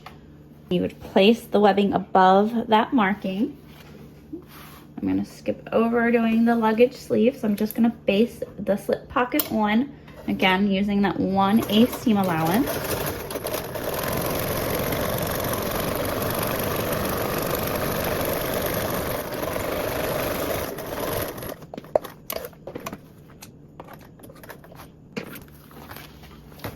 And there's our slip pocket. And now this is ready for our main exterior assembly. Slide this off to the side for a moment. Grab our front panel exterior. And then our lining pocket that has our 3-dimensional pockets on it. And I'm gonna flip over to the lining side. And now I'm gonna join the top straight edge. Make sure those pockets there. To the edge of our open flap. Placing those right sides together.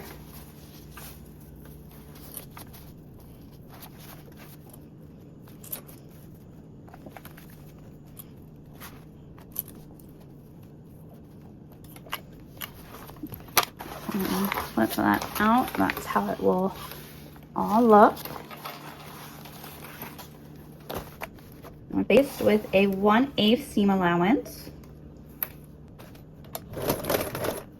I do like to make sure that my bindings are flat a little bit farther down. That will ensure that they stay open when you get to your thicker seams.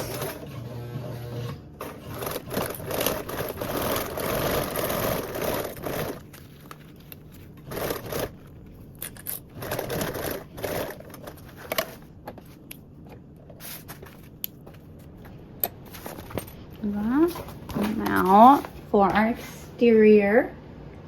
Lay our back panel right sides together with our exterior fabrics along our long edge.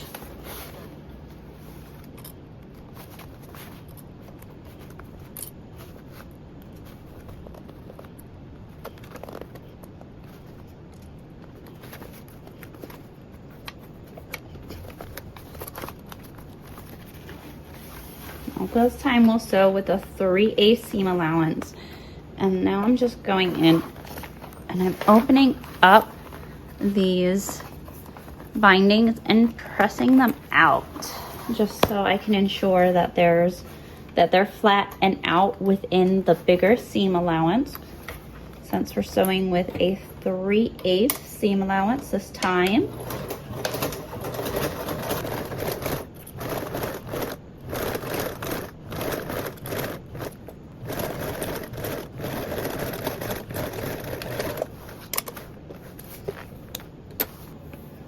I'll go in. I like to just check that these parts of the binding is still facing out.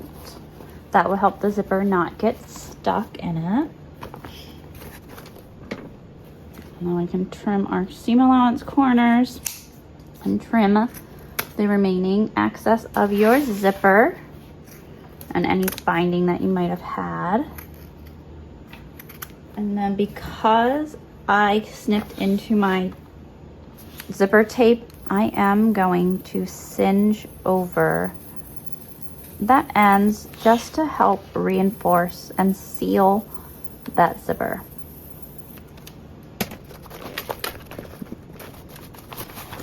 We can press our fabric right side out along that seam, and then insert our piece of D2 stabilizer. If you have a self-adhesive, you can go ahead and adhere it with the stick, but it's not recommended to have a fusible stabilizer for that one, since there is hardware and stuff on these pieces. If you were to do a simplified back panel and just had 2 of the D's, and your back panel would be plain and you could fuse it to that. I'm just gonna clip around to make sure that my lining is smooth and even to make my top stitching easier.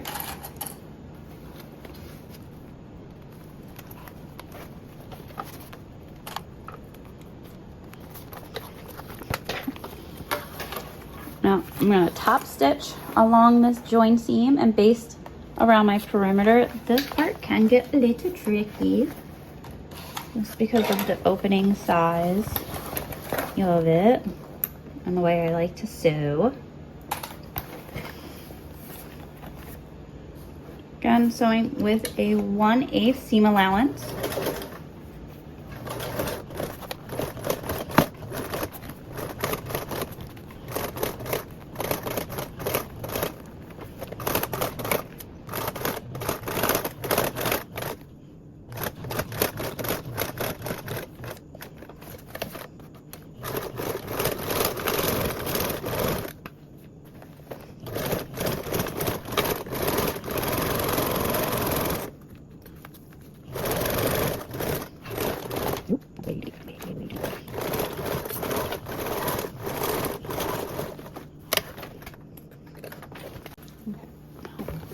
There it is.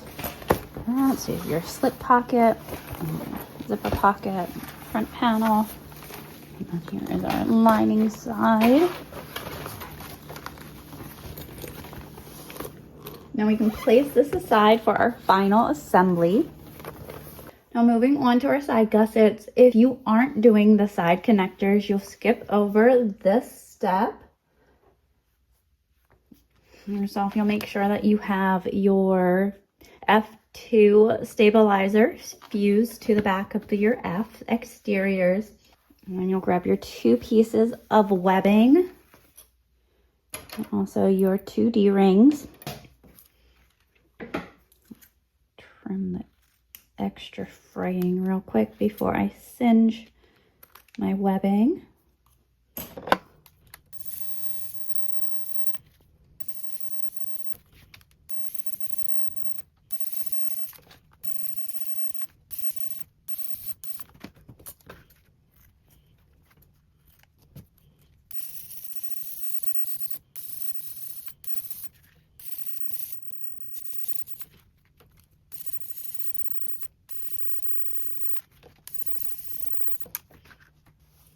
And then from the top edge of your webbing, you're going to measure down 2 3/8 of an inch.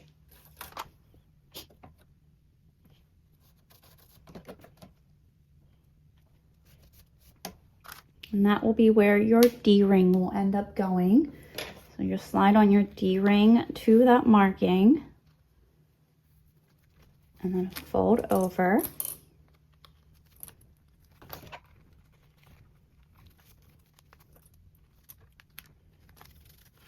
You can ensure that those are the same length real quick. And then on the wrong side of your webbing, you can run a piece of double-sided tape down the center. You don't want to run it all the way across the top to the very top because you will want your stitching to go across. So you'll stop your double-sided tape within where your stitching would be. We are going to sew these onto our panels with a 1 5/8 inch of a box. I'm going to draw on my box. So I like to measure down from the top about 3/8 of an inch to 1/2 an inch, depending on how big my hardware is and thickness of the webbing, just so I can measure out the room for my pressure foot. And then from that line, I will draw on the end of my box.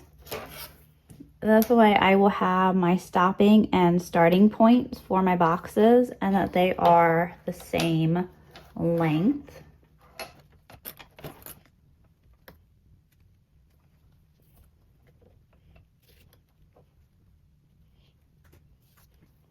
And once you have your prep done for those, I'm going to find the bottom center of our F panels. Now that's going to be that straight edge, as the curved part will be the top part of it. Make a small little snip into it. And take my webbing and center it along that marking. With that double-sided tape backing. Center that one up.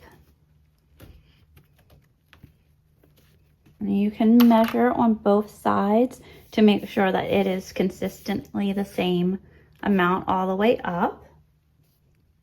And now I'm going to go ahead and stitch, and I am going to do a box stitch across this.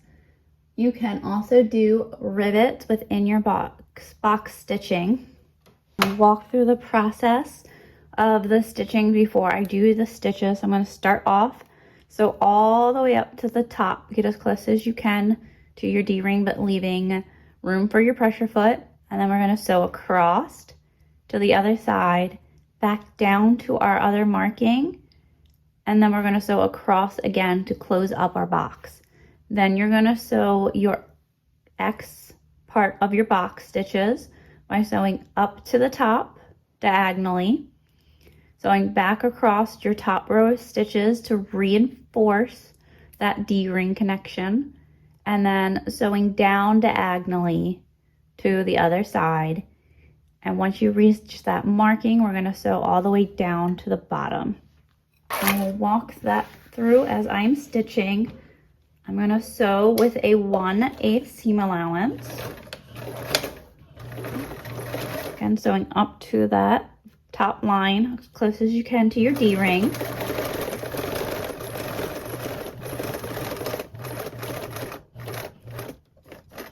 And when you get to that marking, you're gonna make sure your needle's down and then start your way back on the incline before you lift your pressure foot and turn your fabric.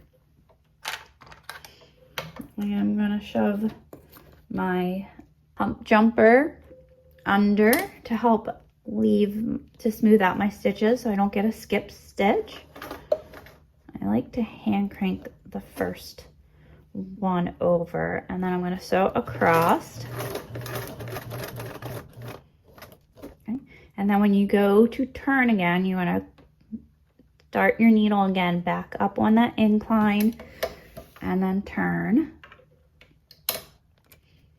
Now you're going to sew down to our line.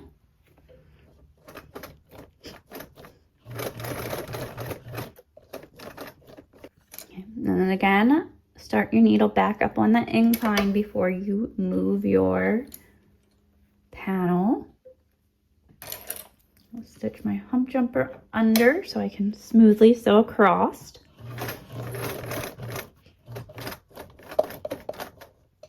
And then once you reach your previous row of stitching, insert that needle back up on that incline and then turn your fabric. Now we're going to sew diagonally. One of the things I like to do is take my pressure foot up and slide a ruler or straight edge against it, and then line that straight edge up with the end of my machine bed or table, wherever you can see that you have a straight line from that. Now that will allow you to then shift your panel to when those corner of those threads is in the end of your ruler. This will give you a straight sewing path.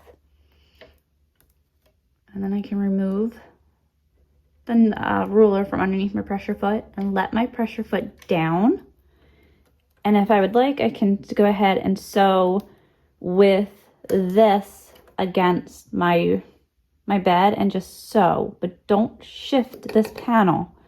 This panel is where it needs to be. But I always end up removing that. I am going to stick my hump jumper underneath since my webbing's on the thicker side. I'm just going to sew straight up to this corner. And once you get into that corner again, turn up. You can turn. And I'm going to sew across those previous stitchings. Again, putting in my hump jumper so I don't skip that stitch. And I'm actually going to hand crank over top to ensure that I get the same stitchings.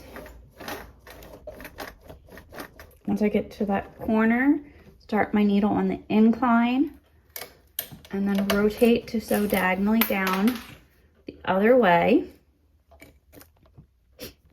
And then again, I'm going to sew diagonally. I'm going to line up that panel first. Oop.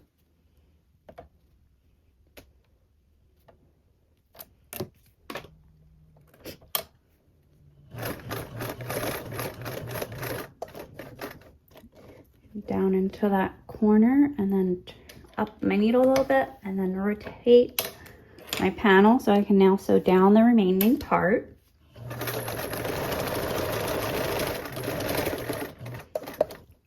And then I like to sew across the bottom part of the webbing, but it is not needed. So there's that one. Now it does help if you have a thread that blends in like mine, just in case your box stitches aren't 100%. They won't stand out. There are those. Now you can add in rivets if you would like. Them in on the upper part of your X's. You can also do one on the lower part if you'd like. Just make sure that you're not hitting into any of your stitches. Now I'm going to repeat with my other panel.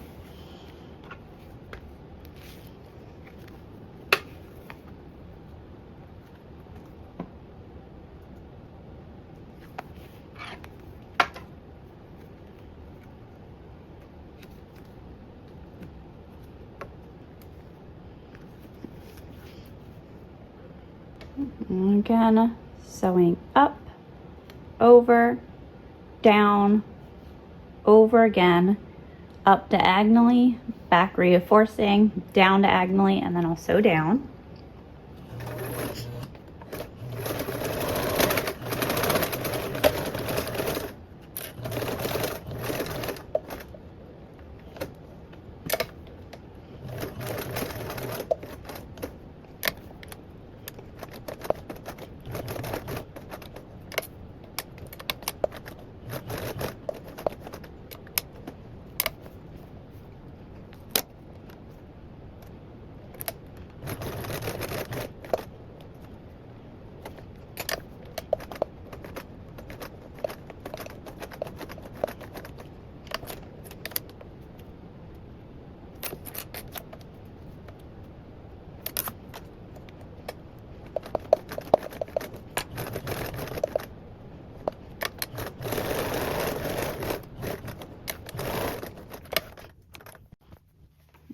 There are both of those.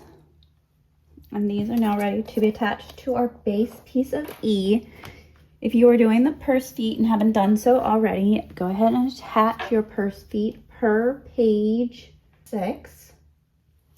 I'm going to take this with one of our side panels, place those right sides together along the straight edges.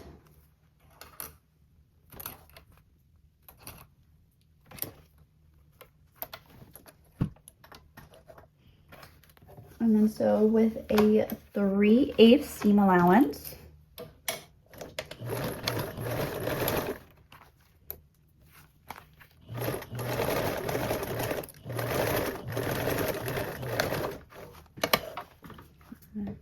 Trim your seam allowance corners.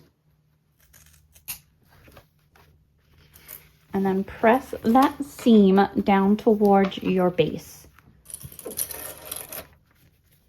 And then top stitch along your base with a 1/8 seam allowance, ensuring that that seam is pressed towards it. So like that.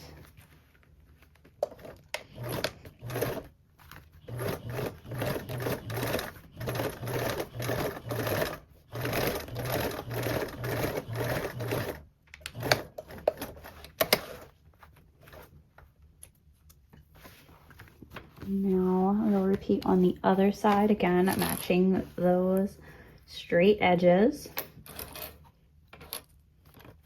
And then sewing with that 3/8 of a seam.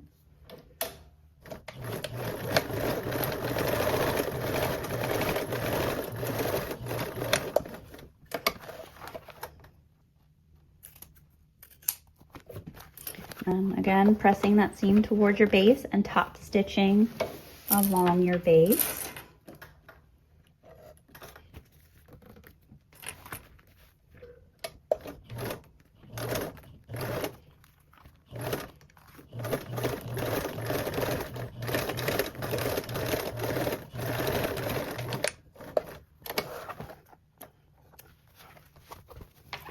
And then there is a measurement in step 32 that you will want to make sure that this measures from one end to the other of. And once you ensure that this is the right measurement, we can move on to assembling the lining of this.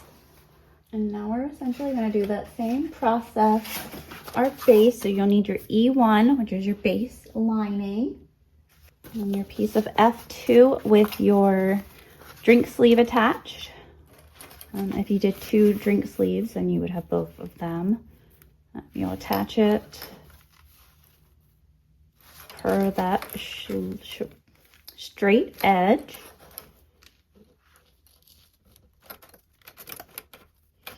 And then sewing with that 3/8 seam allowance.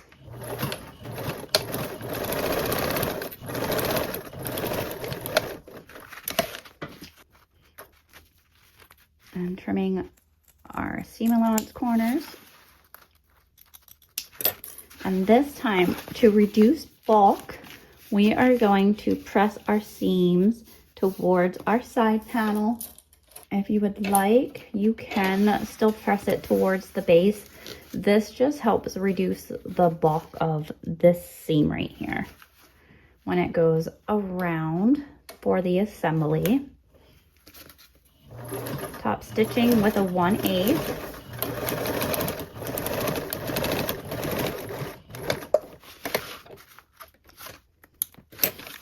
And then grabbing your remaining piece of F1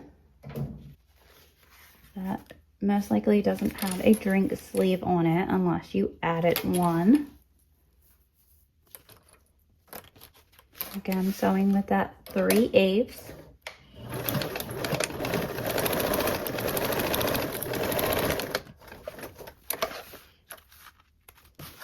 Trim those corners again. And then press it the same way you did the other side.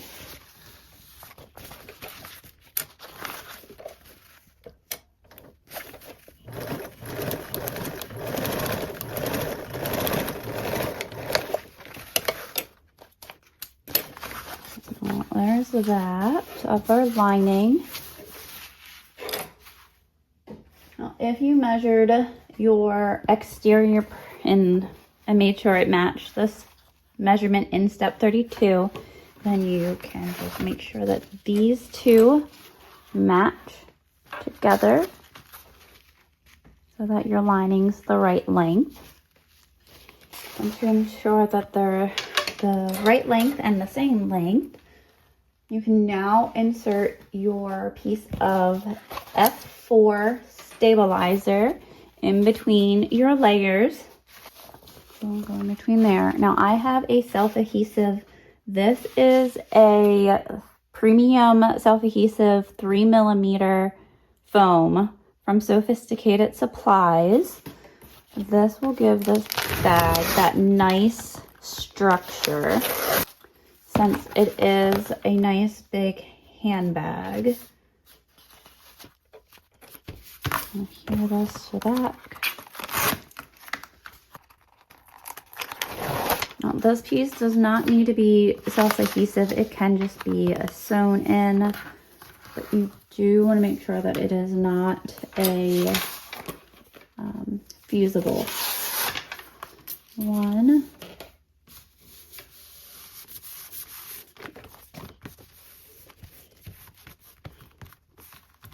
I love this stuff because if by chance you didn't get it where you wanted it, you can easily lift it up quickly and reposition it where you want it. Once you've let it set for a while, that glue, the adhesiveness will start to fuse to the fabric, and then it won't shift after that.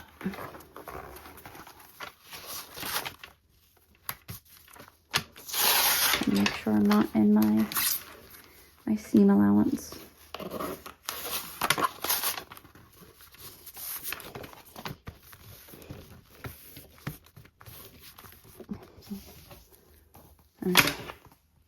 That.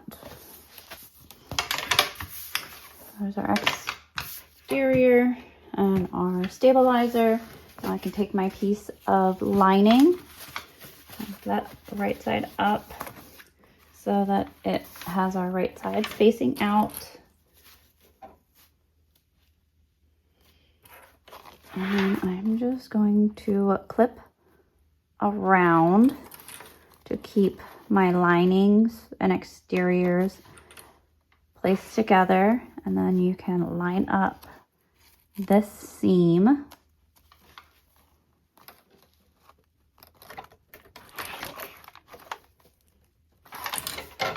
And this is why pushing out one towards your lining and the one on the exterior towards the base, so then those nestle together.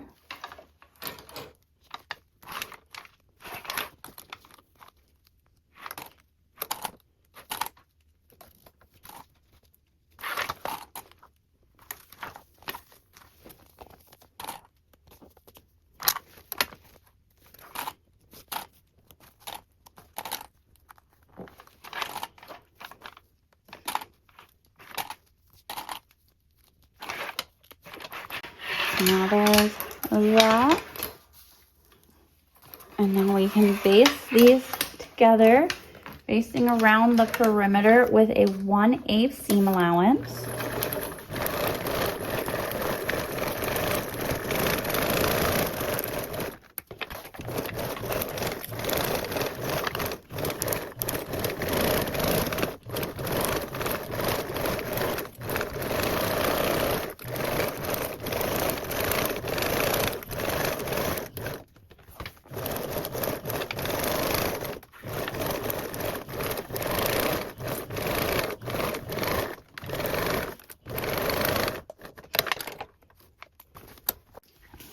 There is these basted together, and we are now ready for final assembly. Our main body, and then our side and base.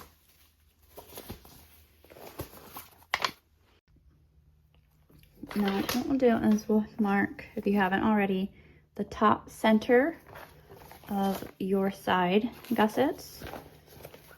And then we'll take the center of our main exterior.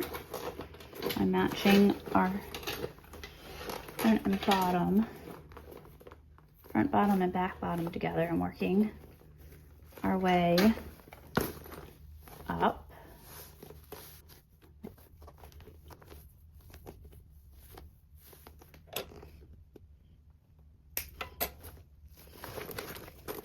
You find your center on the other side.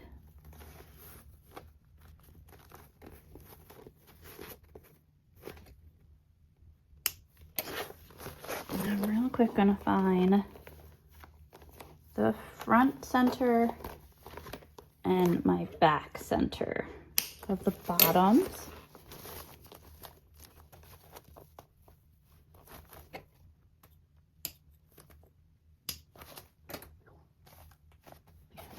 And then we'll lay this with our exterior side facing up, and then take our gusset and place that right side down, matching those center points.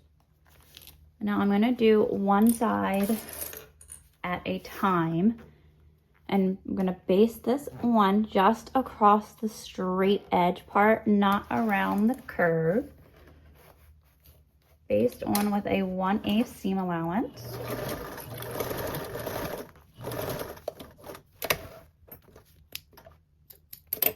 And we'll repeat on the other side for that one.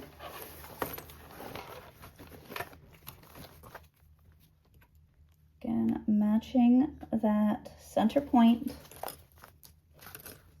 I like to use clips on this part, especially because that grab handle likes to move up the fabric and shift it. So clips can help you keep that in place. And again, basting on with a 1/8 seam allowance.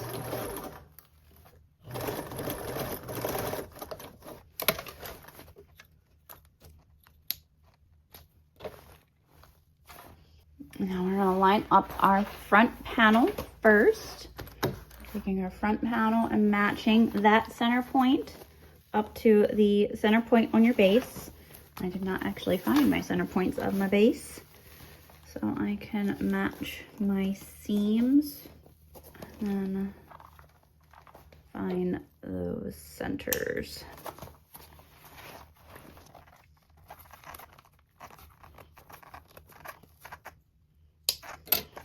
And again, on the front side, that center point of front panel, bottom to the center middle of our base.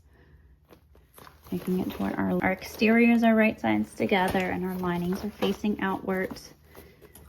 And then I am going to clip out and around, working my way up to where I started my basting.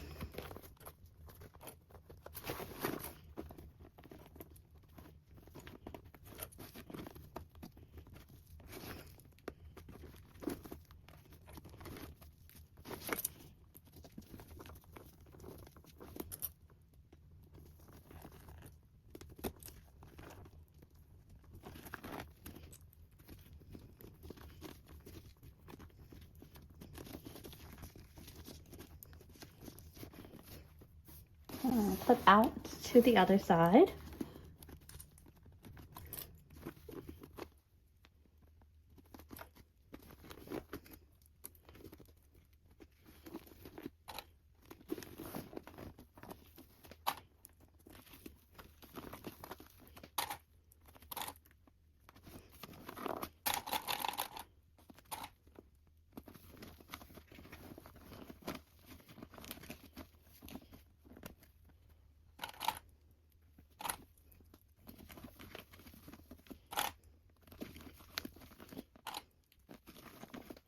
When you're easing in these sides, when we sew, this panel is going to be flat on your sewing machine.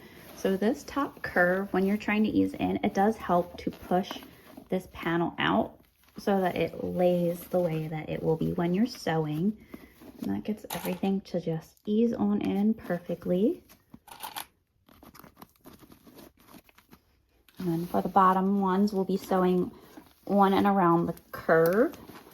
So we'll be sewing down so it helps to pinch those up this way. So there's that all clipped up. And now we are going to baste around with a 1/8 seam allowance. I'm going to start from this side and work my way around. So when you look at it like this, other end, zoomed out a little bit. So this is the other end of our panel, and I'm going to start here and work my way around as I'm going to sew with this side panel facing down first, and then work my way around.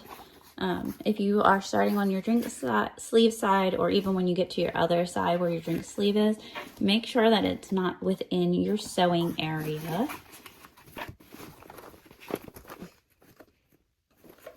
Baste with a 1/8 seam allowance. And then if you would like, you can grab your hemostats to help keep your layers in place.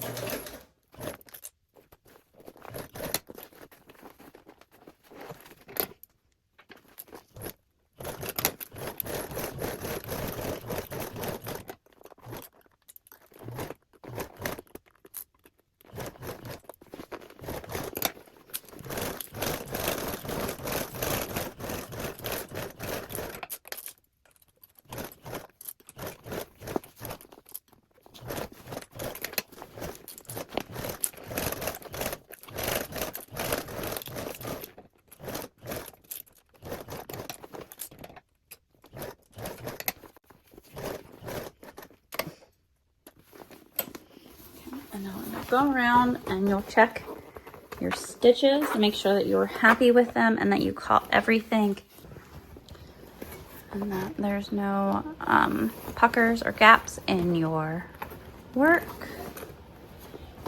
And then before you start anything else, it helps to unzip this panel so that you have more flexibility along this top section. Once you are pleased with those basting stitches, we're going to go on and do the same thing to our back panel. And then give you a little bit different of a view. So there's our front connected and open. And now I'm going to go ahead and match my back center to my base center. And then again, clip out, up and around.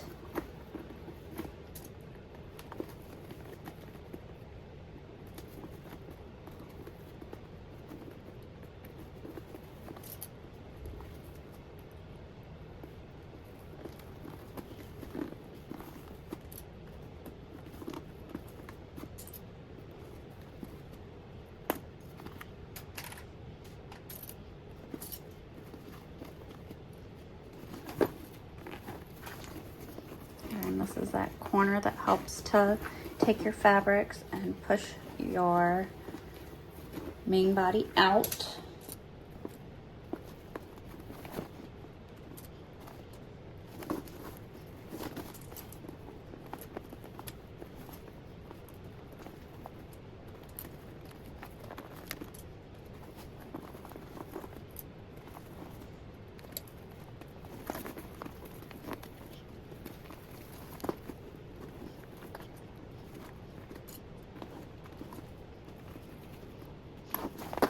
Like that. And now we can base this side with a 1/8 seam allowance. And again, I'm gonna start from this edge with the panel side facing down.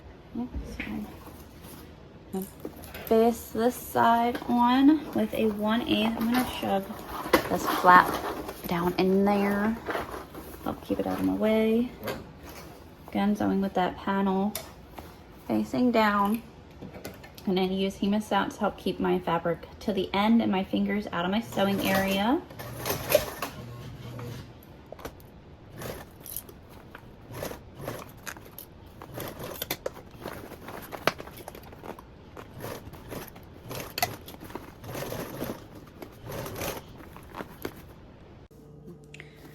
Here is our Belmont Luxe with it all basted together inside. Before you do your binding, go around and check.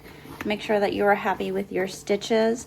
You can turn your bag right side out to ensure that there's no puckering. And now we're going to cover our edge all the way around our bag in one continuous loop with binding, the same way I did with my sides. And I'm going to sew with my sides down against my sewing machine, as that makes it an easier sew for me, especially when it comes to getting around these corners. I'm going to start my binding from my bottom and work my way out. This is my bottom front. I just find it a little bit easier to hide that join part when it's on the front side of the bag, as when you're looking into it, you don't see it right away. Now, keep in mind, this binding does not need to be goober perfect.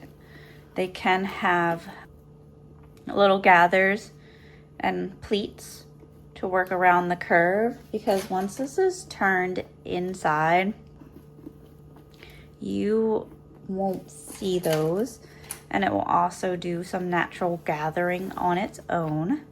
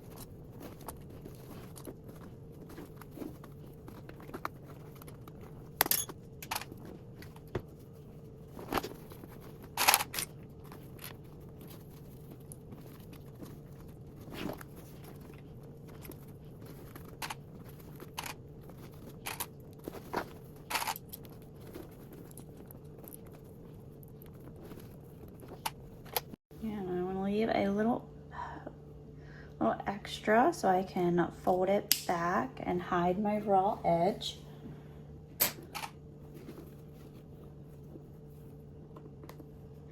And we can go around and sew with a 1/4 seam allowance.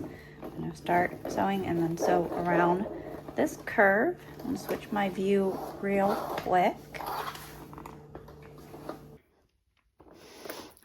Here we are. I'm going to go ahead and bind all the way around with a 1/4 seam allowance. I'm going to sew the bottom part of the bag against the bed, so that way when I go around I get this one on this curve, and when this side panel, like we did when we were basting, will be on the bottom of our bed. I'll go around. This makes this easier for this curve for me. Now, depending on your machine, you might find it easier to go this part on a curve.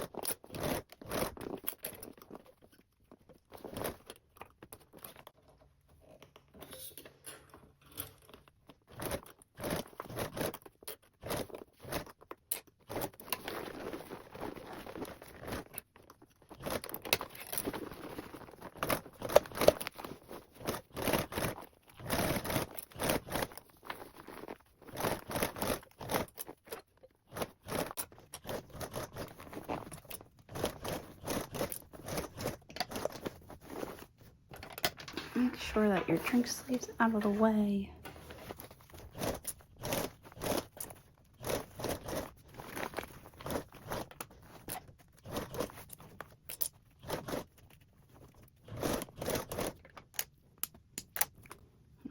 Cover my starting point.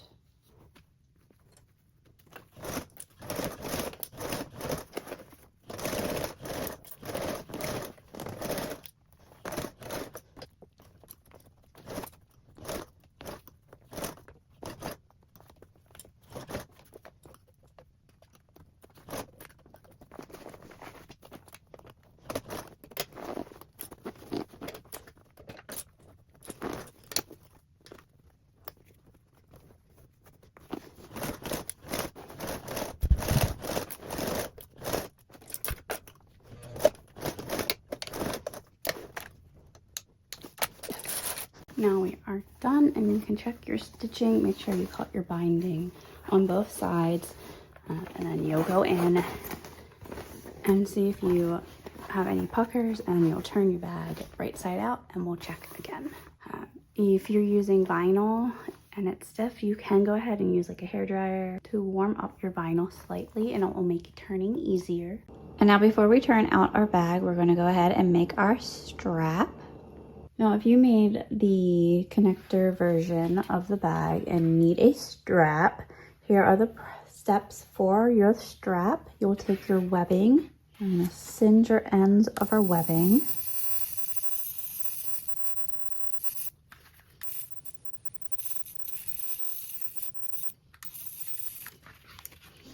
And then I am going to singe at kind of like an angle. So if you see these little fuzzies, I want to make sure that I seal those off so that they don't unravel.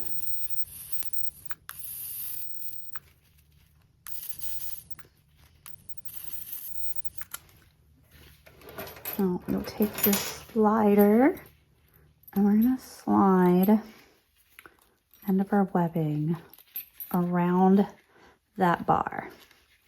And I'm just going to double fold back 3/8 of an inch. So I'm going to make 1/3/8 of an inch and then fold back. I just like to fold it as small as little amount as I can, and then get this close to the hardware. And now I can stitch across this.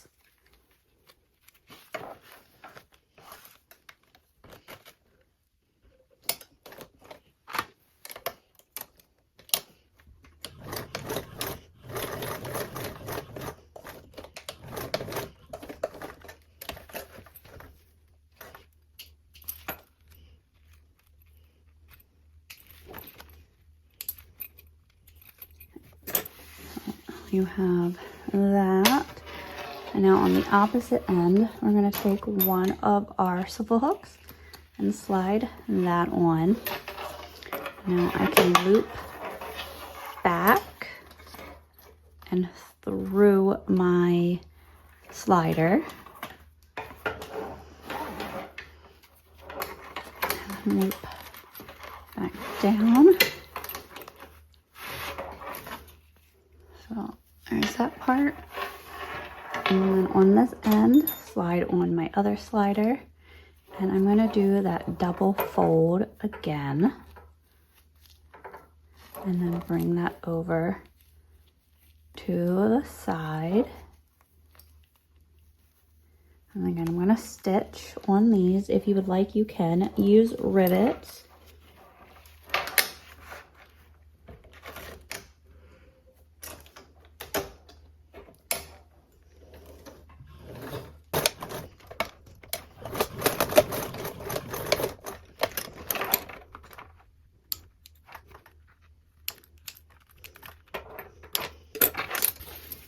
And there is your finished strap. And now let's go ahead and turn out our bag. Now due to the size of the bag, it's a little hard for me to get a good angle for birthing the bag. So hopefully I can keep it in frame a good majority of the time when I'm turning this out.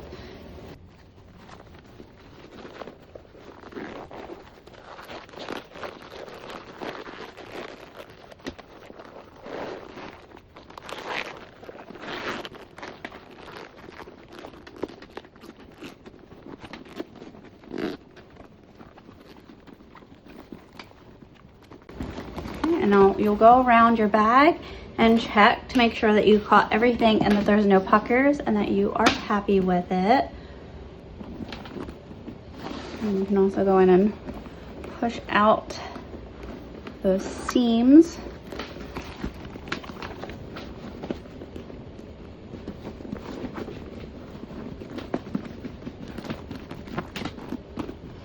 And then there will be our finished Belmont Luxe.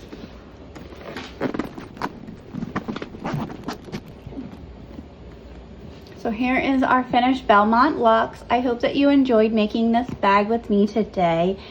And then if you're not already subscribed, please consider doing so and giving this video a like. And don't forget to share your version of the Belmont Luxe in the Sewfisticated Crafts Facebook group and across Instagram and TikTok as well. Feel free to tag me if you followed this tutorial, and also go ahead and tag Sewfisticated Craft Designs. I'll go ahead and link in that hashtag for you to use. It's also in the pattern instructions for reference. Until next time, everyone, happy stitchings. Bye.